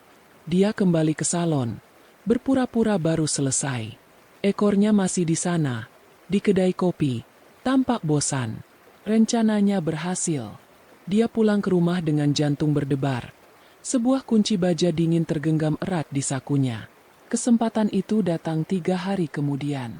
Jordan mengumumkan bahwa dia dan Ibu Lara akan menghadiri sebuah pesta gala amal tahunan. Acara besar yang diliput media. Ini penting untuk citra perusahaan. Sayang, Mama ingin kamu ikut. Tapi sepertinya kamu lebih nyaman di rumah, kan? Kata Jordan. Iya, Mas. Aku di rumah saja. Sampaikan salamku untuk ibu. Kata Kania patuh. Malam itu, Kania melihat mereka pergi. Jordan dalam setelan tuxedo hitam. Tampak gagah. Ibu Lara dalam gaun malam berwarna merah marun. Anggun dan mematikan. Pukul 9 malam. Rumah itu sunyi. Para asisten rumah tangga sudah masuk ke paviliun pelayan di bagian lain. Kania mengambil kunci duplikat itu dan sebuah senter kecil. Dia berlari keluar. Halaman belakang gelap dan senyap. Dia sampai di gerbang paviliun. Tangannya gemetar hebat saat memasukkan kunci itu ke lubang gembok. Awalnya macet. Kania panik. Dia mencobanya lagi. Memutarnya dengan paksa. Klik. Suara pelan itu terdengar seperti ledakan di keheningan malam. Gembok itu terbuka. Dia melepaskan rantai yang berat itu. Dia mendorong gerbang besi tua itu. Suara deritnya yang nyaring membuat bulu kuduk Kania berdiri. Dia masuk. Bau busuk, jamur, dan kotoran langsung menyergap hidungnya. Dia menyalakan senternya. Paviliun itu hancur. Perabotan rusak bertumpuk. Debu tebal di mana-mana. Dia menaiki tangga kayu yang berderit di setiap pijakan. Di lantai 2. Koridornya gelap. Sebagian besar pintu kamar hancur. Kecuali satu. Pintu di ujung koridor. Pintu itu terlihat lebih baru. Dan dilengkapi dengan slot tempat menaruh nampan makanan. Halo? Bisik Kania. Tidak ada jawaban. Dia mencoba gagang pintunya. Terkunci dari luar dengan sebuah slot besi sederhana. Dia menarik slot itu. Dia mendorong pintunya. Pintu terbuka. Kania mengarahkan senternya ke dalam. Ruangan itu kecil dan pengap. Hanya ada kasur tipis yang kotor di lantai dan sebuah ember di sudut ruangan. Dan di sudut terjauh, meringkuk sesosok tubuh. Seorang wanita. Wanita itu kurus kering. Kulitnya pucat pasi seperti mayat. Rambutnya panjang, gimbal, dan kotor. Dia mengenakan pakaian yang tampak seperti piyama yang sudah robek-robek. Sebuah rantai besi tebal melilit pergelangan kakinya, terhubung ke sebuah cincin yang dibor ke dinding. Wanita itu mengangkat kepalanya perlahan, menyipitkan mata karena cahaya senter. Dia tampak ketakutan. Pergi, jangan sakiti aku lagi. Suaranya parau, nyaris tak terdengar. Saya di sini bukan untuk menyakiti, kata Kania. Suaranya bergetar ngeri melihat pemandangan di depannya. Nama saya Kania. Siapa kamu? Wanita itu menatap Kania lama. Matanya yang cekung dan kuyu itu meneliti wajah Kania. Ada secercah kesadaran di sana. Mayang. Bisiknya. Namaku Mayang. Jantung Kania serasa diremas. Mayang? Dia kenal nama itu. Jordan pernah bercerita sekilas. Mayang adalah nama istri pertama Jordan. Istri yang katanya sudah meninggal dunia dalam kecelakaan mobil bertahun-tahun yang lalu. Ya Tuhan. Kania menutup mulutnya. Jadi, kamu, istri barunya, ya? Tanya Mayang. Suaranya penuh keputusasaan. Dia membawamu juga ke neraka ini. Saya akan mengeluarkanmu dari sini, kata Kania panik. Mencari cara melepaskan rantai itu. Tidak bisa. Mayang tiba-tiba mencengkeram lengan Kania dengan kekuatan yang mengejutkan. Matanya membelalak. penuh teror yang absolut. Kamu harus pergi. Sekarang. Sebelum dia tahu. Siapa? Jordan? Dia tidak ada di rumah. Mayang menggelengkan kepalanya dengan hebat. Air mata mengalir di pipinya yang kotor. Dia menatapkannya dengan tatapan gila. Tatapan seseorang yang telah melihat kengerian tak terperi. Dia. Mayang berbisik. Suaranya bergetar hebat. Dia bukan Jordan. Dia bukan Jordan. Kalimat itu menggantung di udara pengap paviliun. Lebih dingin dan lebih tajam dari rantai besi yang melilit kaki Mayang. Kania membeku. Cahaya senternya yang gemetar menyorot wajah kuyu wanita di depannya. Otak Kania serasa terbelah. Dia ingin lari, berteriak bahwa wanita ini gila. Tapi dia tidak bisa. Instingnya mengatakan bahwa ini adalah kebenaran yang mengerikan. Kebenaran yang dia cari-cari. Apa maksudmu? Bisik Kania. Suaranya nyaris tak terdengar. Tentu saja dia Jordan Prawira, suamiku, pria yang kunikahi. Mayang tertawa. Tawa itu terdengar seperti pekikan kering yang menyakitkan. Tawa orang yang sudah lama kehilangan kewarasannya. Atau mungkin, satu-satunya orang yang masih waras di neraka ini. Suamimu. Desisnya. Dia juga pernah menjadi suamiku. Sampai aku tahu siapa dia sebenarnya. Tapi, media, semua orang tahu dia Jordan Prawira.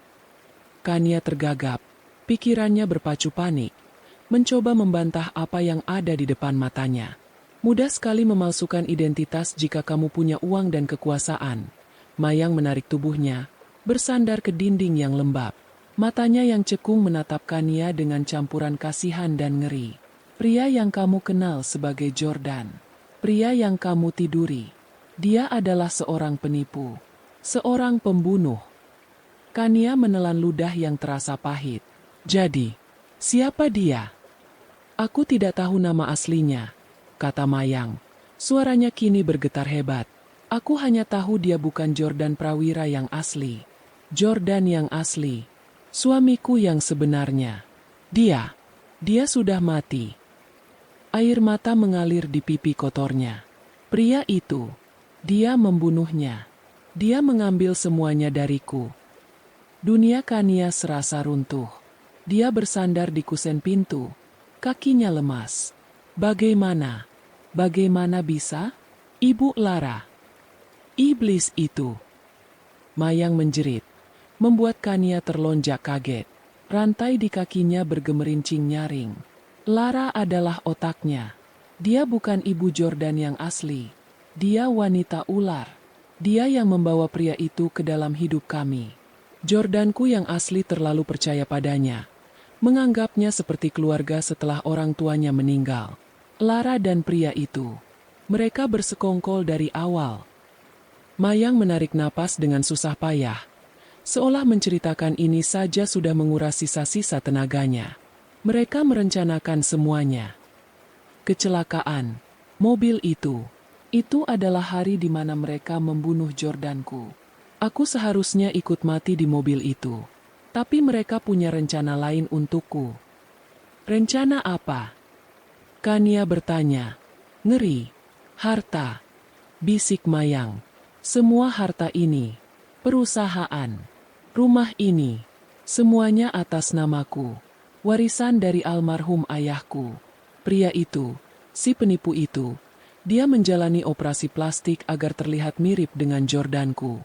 Tapi tidak sempurna. Matanya berbeda.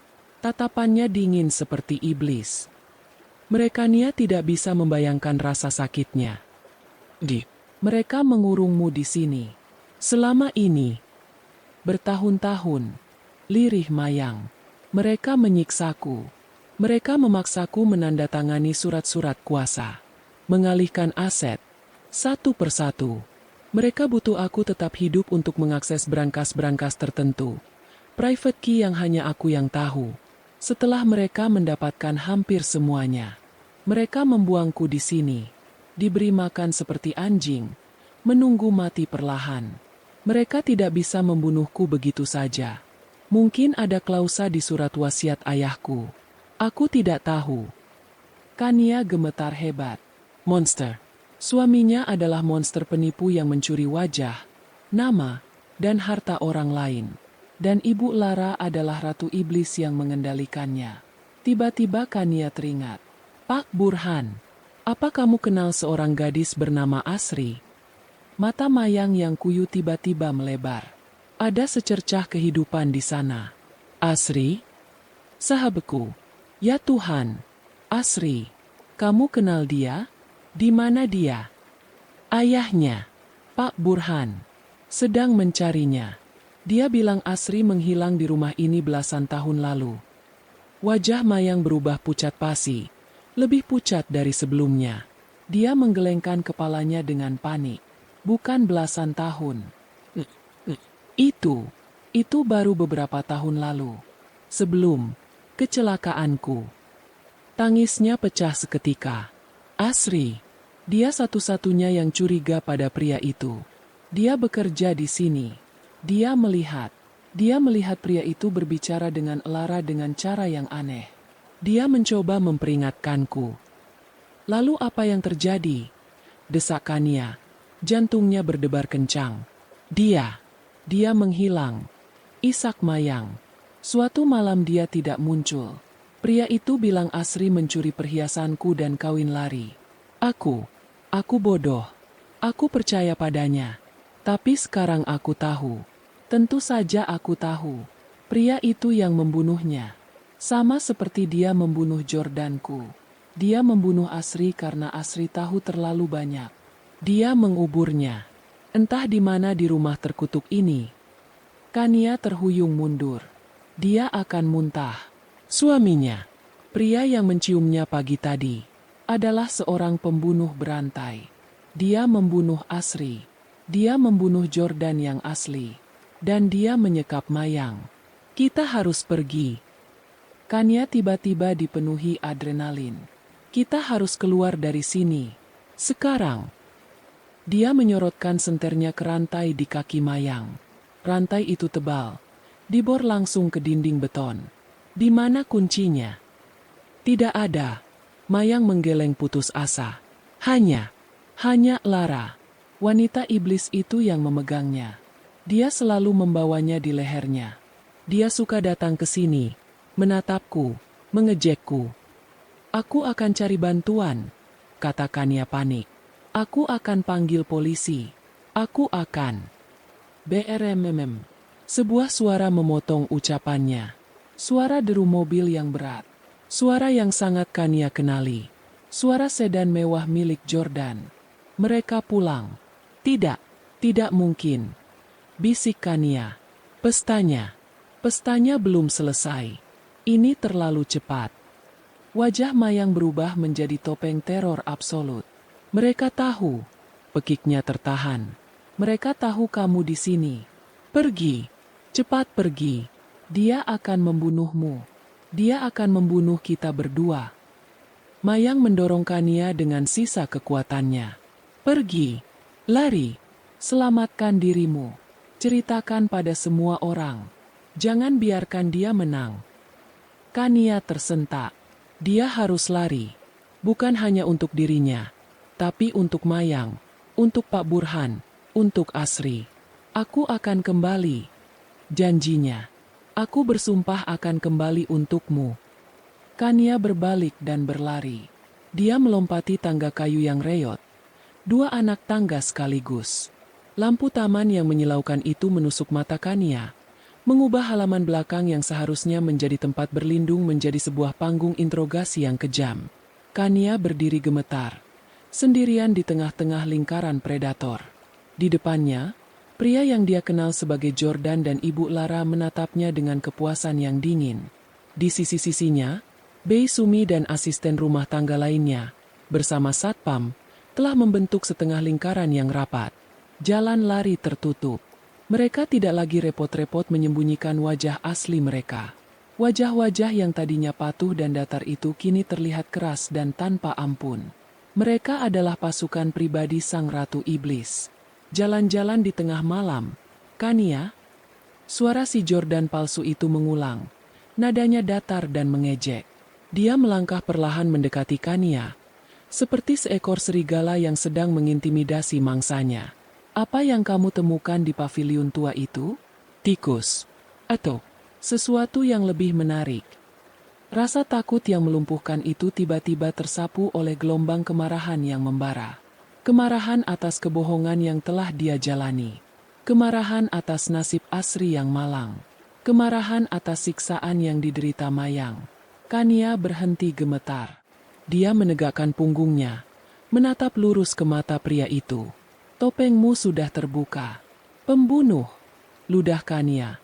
Suaranya serak namun penuh kebencian. Ekspresi pria itu tidak berubah. Tapi Ibu Lara tertawa pelan. Tawa yang anggun namun terdengar seperti desisan ular. Pembunuh?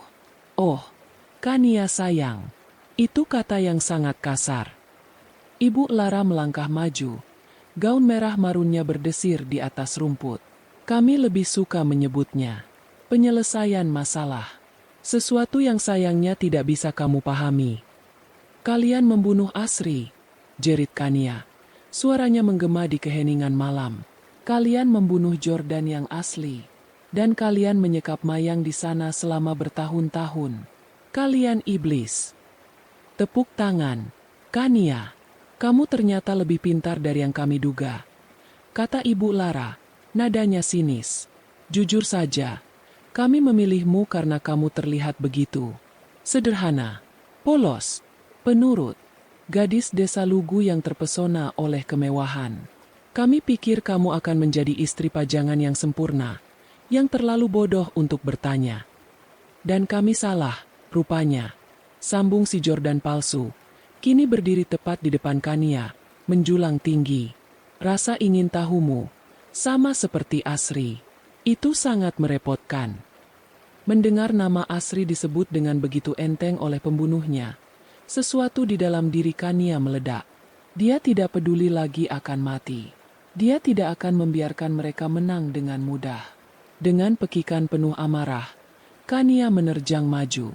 Bukan ke arah Jordan, tapi ke arah Ibu Lara. Dasar ular. Ibu Lara terkejut sesaat, mundur selangkah. Tapi si Jordan palsu bergerak lebih cepat. Tangannya yang kuat mencengkeram lengan Kania dengan cengkeraman baja, menghentikannya di udara. Bukan pilihan yang pintar, desisnya. Kania meronta, memukul, bahkan mencoba menggigit tangan pria itu. Tapi tenaganya tidak sebanding. Cukup main-mainnya, kata Ibu Lara. Ekspresinya kini mengeras. Ketenangannya terusik. Dia menatap Bei Sumi. Pegang dia. Bei Sumi dan asisten lainnya segera bergerak. Mereka memegangi kedua lengan Kania dari belakang. Mencengkeramnya erat hingga Kania tidak bisa bergerak. Kania meronta-ronta. Kakinya menendang-nendang. Lepaskan aku. Bajingan. Lepaskan. Ibu Lara tersenyum puas. Dia merapikan kembali gaunnya yang sedikit kusut. Lihat dirimu. Benar-benar tidak berkelas. Tapi jangan khawatir. Kania, kami tidak akan membunuhmu. Kania tertegun di tengah rontaannya. Oh, tidak. Lanjut Ibu Lara. Seolah membaca pikiran Kania. Membunuhmu sekarang akan sangat merepotkan. Akan ada penyelidikan. Polisi. Media. Kami punya rencana yang jauh lebih rapi untukmu. Ibu Lara merogoh tas tangan kecilnya yang berkilau. Dia mengeluarkan sebuah kotak bludru kecil. Bukan perhiasan. Dia membukanya, dan di bawah cahaya lampu taman, Kania melihat sebuah jarum suntik kecil yang sudah terisi cairan bening. Darah serasa surut dari wajah Kania. Tidak. Bisiknya ngeri. Kamu tahu, Kania. Ibu Lara berkata dengan nada seorang dosen yang sedang mengajar. Stres karena pindah ke rumah baru, ditambah dengan sejarah kelam rumah ini. Sangat wajar jika seorang istri muda yang rapuh seperti dirimu mengalami gangguan jiwa. Kamu akan kami rawat, kata Ibu Lara. Senyumnya melebar. Di sebuah panti rehabilitasi swasta yang sangat mahal, sangat eksklusif, dan sangat terpencil. Tempat di mana tidak ada yang akan mendengarkan teriakanmu. Cairan ini, dia mengangkat jarum suntik itu, adalah obat penenang dosis sangat tinggi. Cukup untuk membuatmu linglung dan patuh. Dan jika diberikan terus-menerus, akan merusak pikiranmu secara permanen. Kamu akan menjadi gila, Kania. Benar-benar gila. Menghabiskan sisa hidupmu melamun di dalam kamar empuk. Sementara kami, dia menepuk pipi si Jordan palsu, akan berduka atas tragedi yang menimpa istriku yang malang. Kania menjerit. Jeritan putus asa yang melengking. Dia meronta dengan sekuat sisa tenaga yang dia miliki. Tidak, tolong. Siapapun, tolong. Ibu Lara melangkah maju. Jarum suntik teracung. Para asisten memegangi Kania semakin erat. Satpam itu hanya menonton dengan wajah datar. Jantungnya serasa meledak di dadanya. Dia berlari melintasi ruang depan paviliun yang gelap dan berbau busuk. Dia sampai di gerbang besi. Dia bisa mendengar suara pintu mobil dibanting di depan rumah utama. Disusul suara tawa dingin Ibu Lara. Tangannya gemetar hebat. Dia tidak bisa memasukkan gembok itu kembali ke rantai. Sial! Sial! Umpatnya. Dia tidak punya waktu. Dia melempar gembok itu ke tanah, menarik gerbang hingga tertutup, dan berlari menyeberangi halaman belakang yang gelap. Dia harus kembali ke rumah utama, ke kamarnya, berpura-pura tidur. Dia berlari melintasi hamparan rumput yang basah oleh embun. Dia hampir sampai di pintu dapur. Lalu, semua lampu taman di halaman belakang menyala serentak. Kania terpekik kaget, membeku di tempat. Matanya menyipit karena cahaya yang tiba-tiba menyilaukan. Dia seperti seekor rusa yang tertangkap lampu sorot. Pintu kaca di ruang keluarga terbuka. Di sana, berdiri sosok yang membuatnya gemetar dari ujung rambut sampai ujung kaki. Pria itu masih mengenakan tuxedo hitamnya yang mahal, namun dasi kupu-kupunya sudah dilepas. Kemeja putihnya terbuka di bagian atas. Itu Jordan, atau siapapun nama pria itu.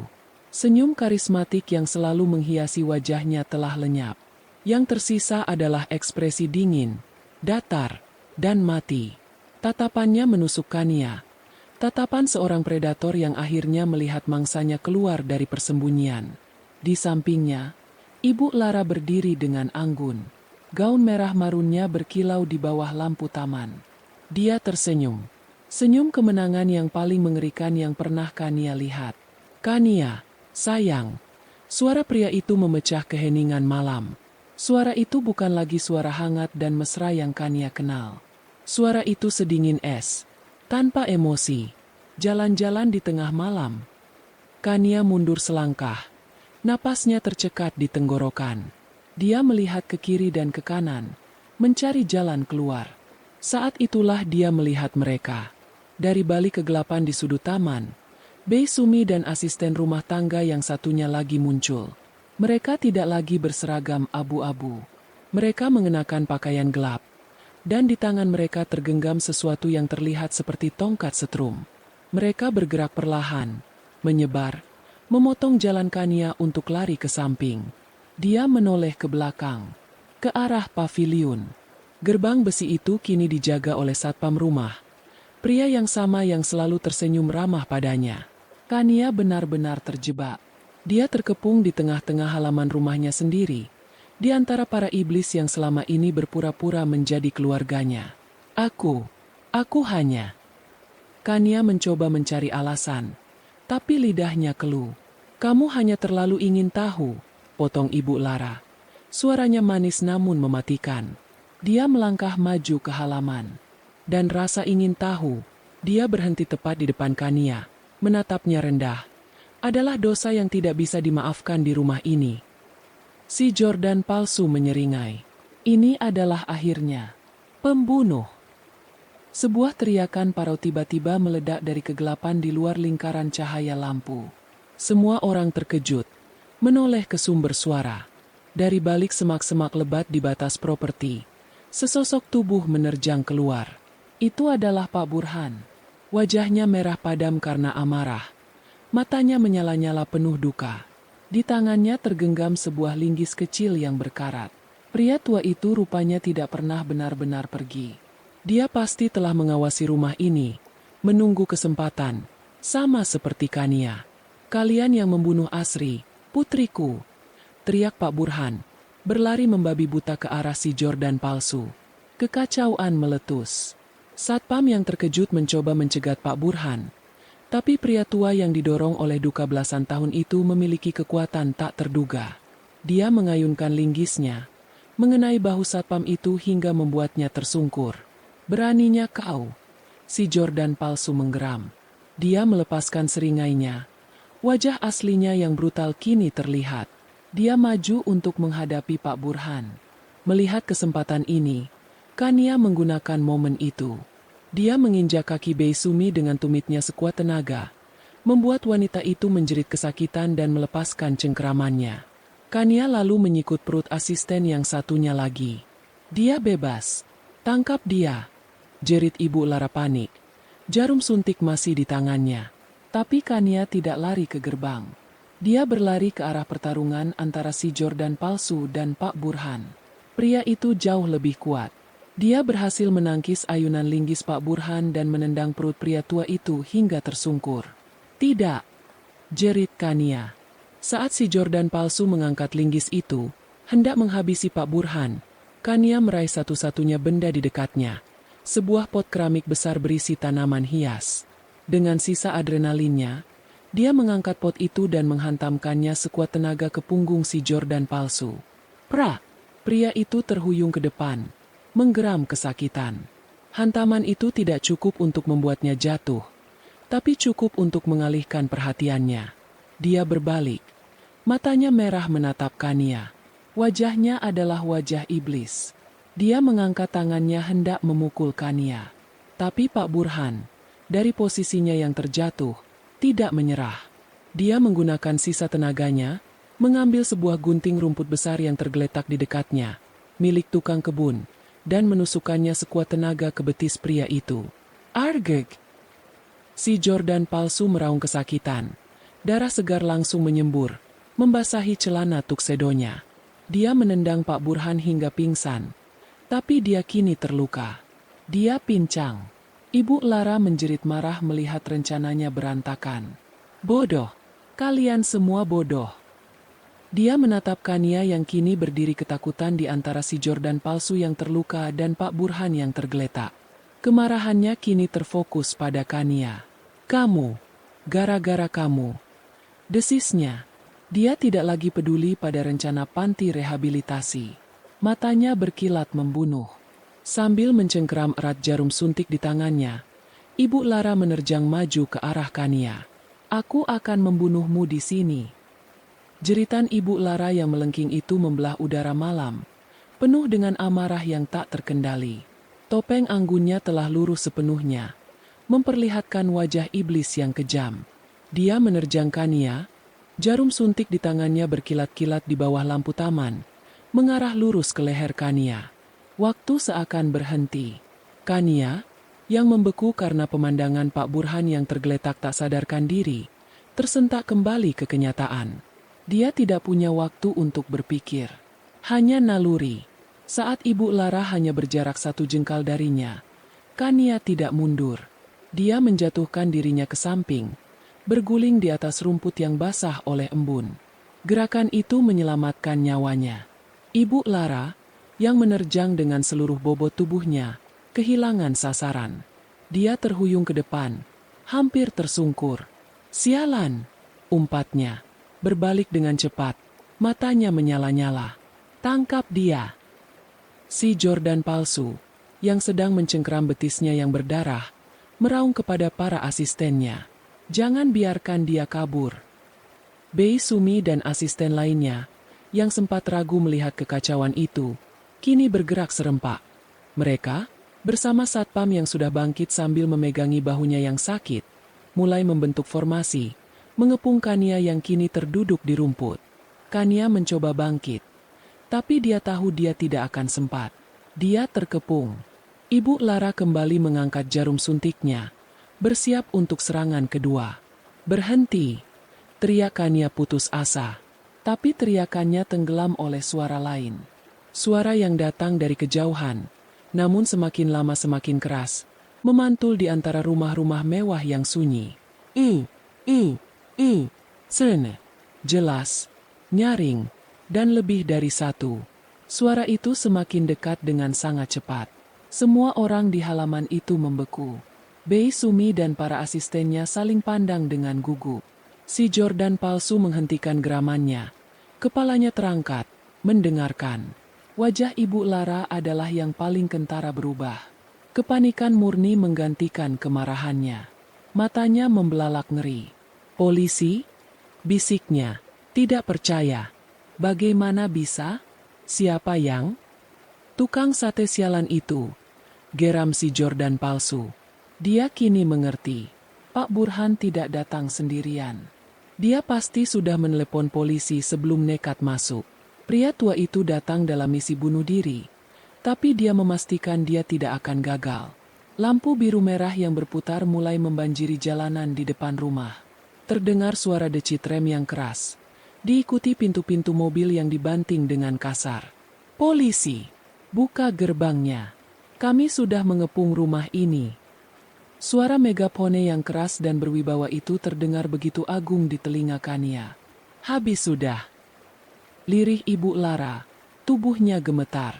Jarum suntik itu terlepas dari tangannya. Jatuh tanpa suara ke rumput. Tapi si Jordan palsu belum menyerah. Adrenalin dan keputusasaan membuatnya nekat. Dengan satu langkah cepat yang pincang, dia menerjang Kania yang masih terduduk.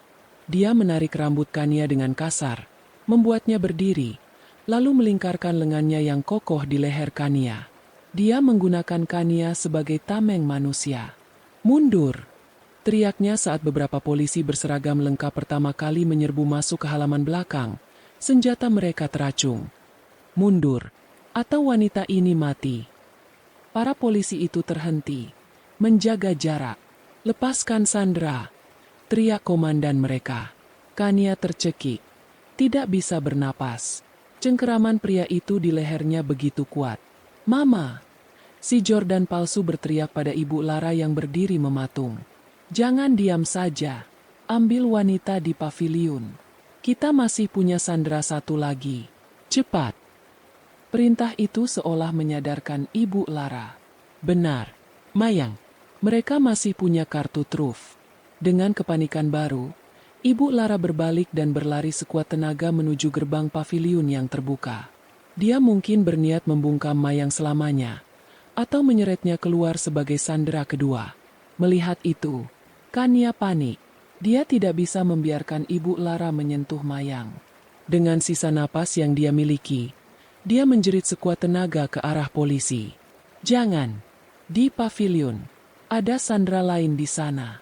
Dia dirantai. Tolong dia! Teriakan Kania berhasil. Tim Bravo, ke paviliun. Cepat! Teriak sang komandan. 2 orang polisi langsung berlari mengejar Ibu Lara.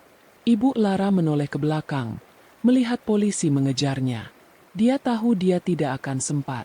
Di depan gerbang paviliun, dia berhenti. Dalam satu gerakan terakhir yang penuh keputusasaan, dia mengangkat kedua tangannya tinggi-tinggi. Jangan tembak. Saya tidak tahu apa-apa. Saya korban. Dia memaksa saya. Teriaknya, mencoba memainkan peran terakhirnya sebagai wanita lemah. Si Jordan palsu melihat ibunya menyerah. Dia mengumpat dengan kasar. Dia kini sendirian. Dia terluka. Dan dia dikepung. Cengkeramannya di leher Kania semakin erat. Kalian semua akan mati bersamaku. Geramnya.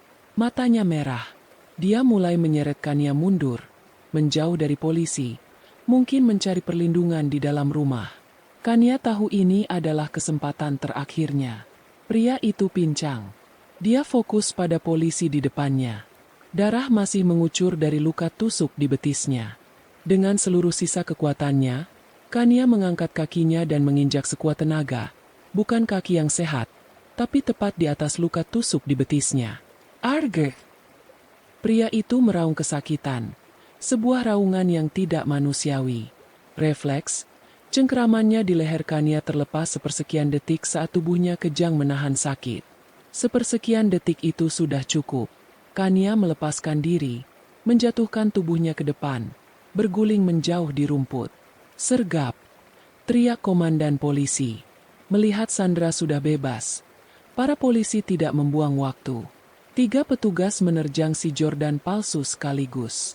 Pria itu mencoba melawan, memukul membabi buta, tapi dia kalah jumlah dan terluka. Dalam hitungan detik, dia sudah tertelungkup di rumput. Tangannya diborgol ke belakang dengan kasar. "Lepaskan aku. Kalian tidak tahu siapa aku. Lepaskan!" Teriaknya sia-sia. Hening. Kekacauan itu berhenti secepat dimulainya. Yang tersisa hanyalah suara napas Kania yang terengah-engah, erangan si Jordan palsu, dan suara para petugas polisi yang sibuk mengamankan lokasi. Kania tergeletak di rumput. Seluruh tubuhnya gemetar hebat. Dia menangis. Bukan tangis sedih, tapi tangis kelegaan yang meledak-ledak. Dia selamat. Dia benar-benar selamat. "Nyonya, Anda tidak apa-apa?" Seorang polwan berlutut di sampingnya, menyampirkan selimut termal ke bahu Kania yang gemetar. Kania tidak bisa menjawab. Dia hanya menunjuk dengan jari gemetar ke arah Pak Burhan. "Dia, tolong, Pak Burhan. Tim medis sudah di jalan. Bertahanlah." Kania melihat Bei Sumi, asisten lainnya, dan satpam itu diborgol dan didudukan berbaris di dinding. Wajah mereka pucat dan pasrah. Ibu Lara digiring melewatinya. Tangannya terborgol di belakang. Wanita itu tidak lagi menangis atau berpura-pura menjadi korban. Saat matanya bertemu dengan Kania, tatapannya penuh kebencian yang murni dan tak terbayangkan. Kemudian, Kania melihat pemandangan yang paling menyayat hati. 2 petugas polisi keluar dari paviliun, memapah sesosok tubuh yang sangat kurus. Itu Mayang. Dia terbungkus selimut polisi. Matanya menyipit ketakutan melihat begitu banyak orang dan cahaya. Dia begitu lemah hingga tidak bisa berdiri sendiri. "Ya Tuhan!" bisik Kania. Ambulans tiba. Pak Burhan yang masih pingsan segera diangkat ke tandu. Mayang juga dibaringkan di tandu lain. Segera diberi infus oleh para medis. Kania duduk di sana, terbungkus selimut, menyaksikan mimpi buruknya diangkut pergi satu persatu. Mobil polisi yang membawa si Jordan palsu melaju pergi. Disusul mobil yang membawa Ibu Lara dan komplotannya. Rumah mewah itu kini dipenuhi polisi dan garis polisi. Tapi akhirnya, rumah itu terasa aman. Kania menatap ke arah paviliun yang kini pintunya terbuka. Hawa busuk dari dalam sana seolah menguar, membawa serta belasan tahun penderitaan, kebohongan, dan kematian. Akhirnya, semua itu berakhir.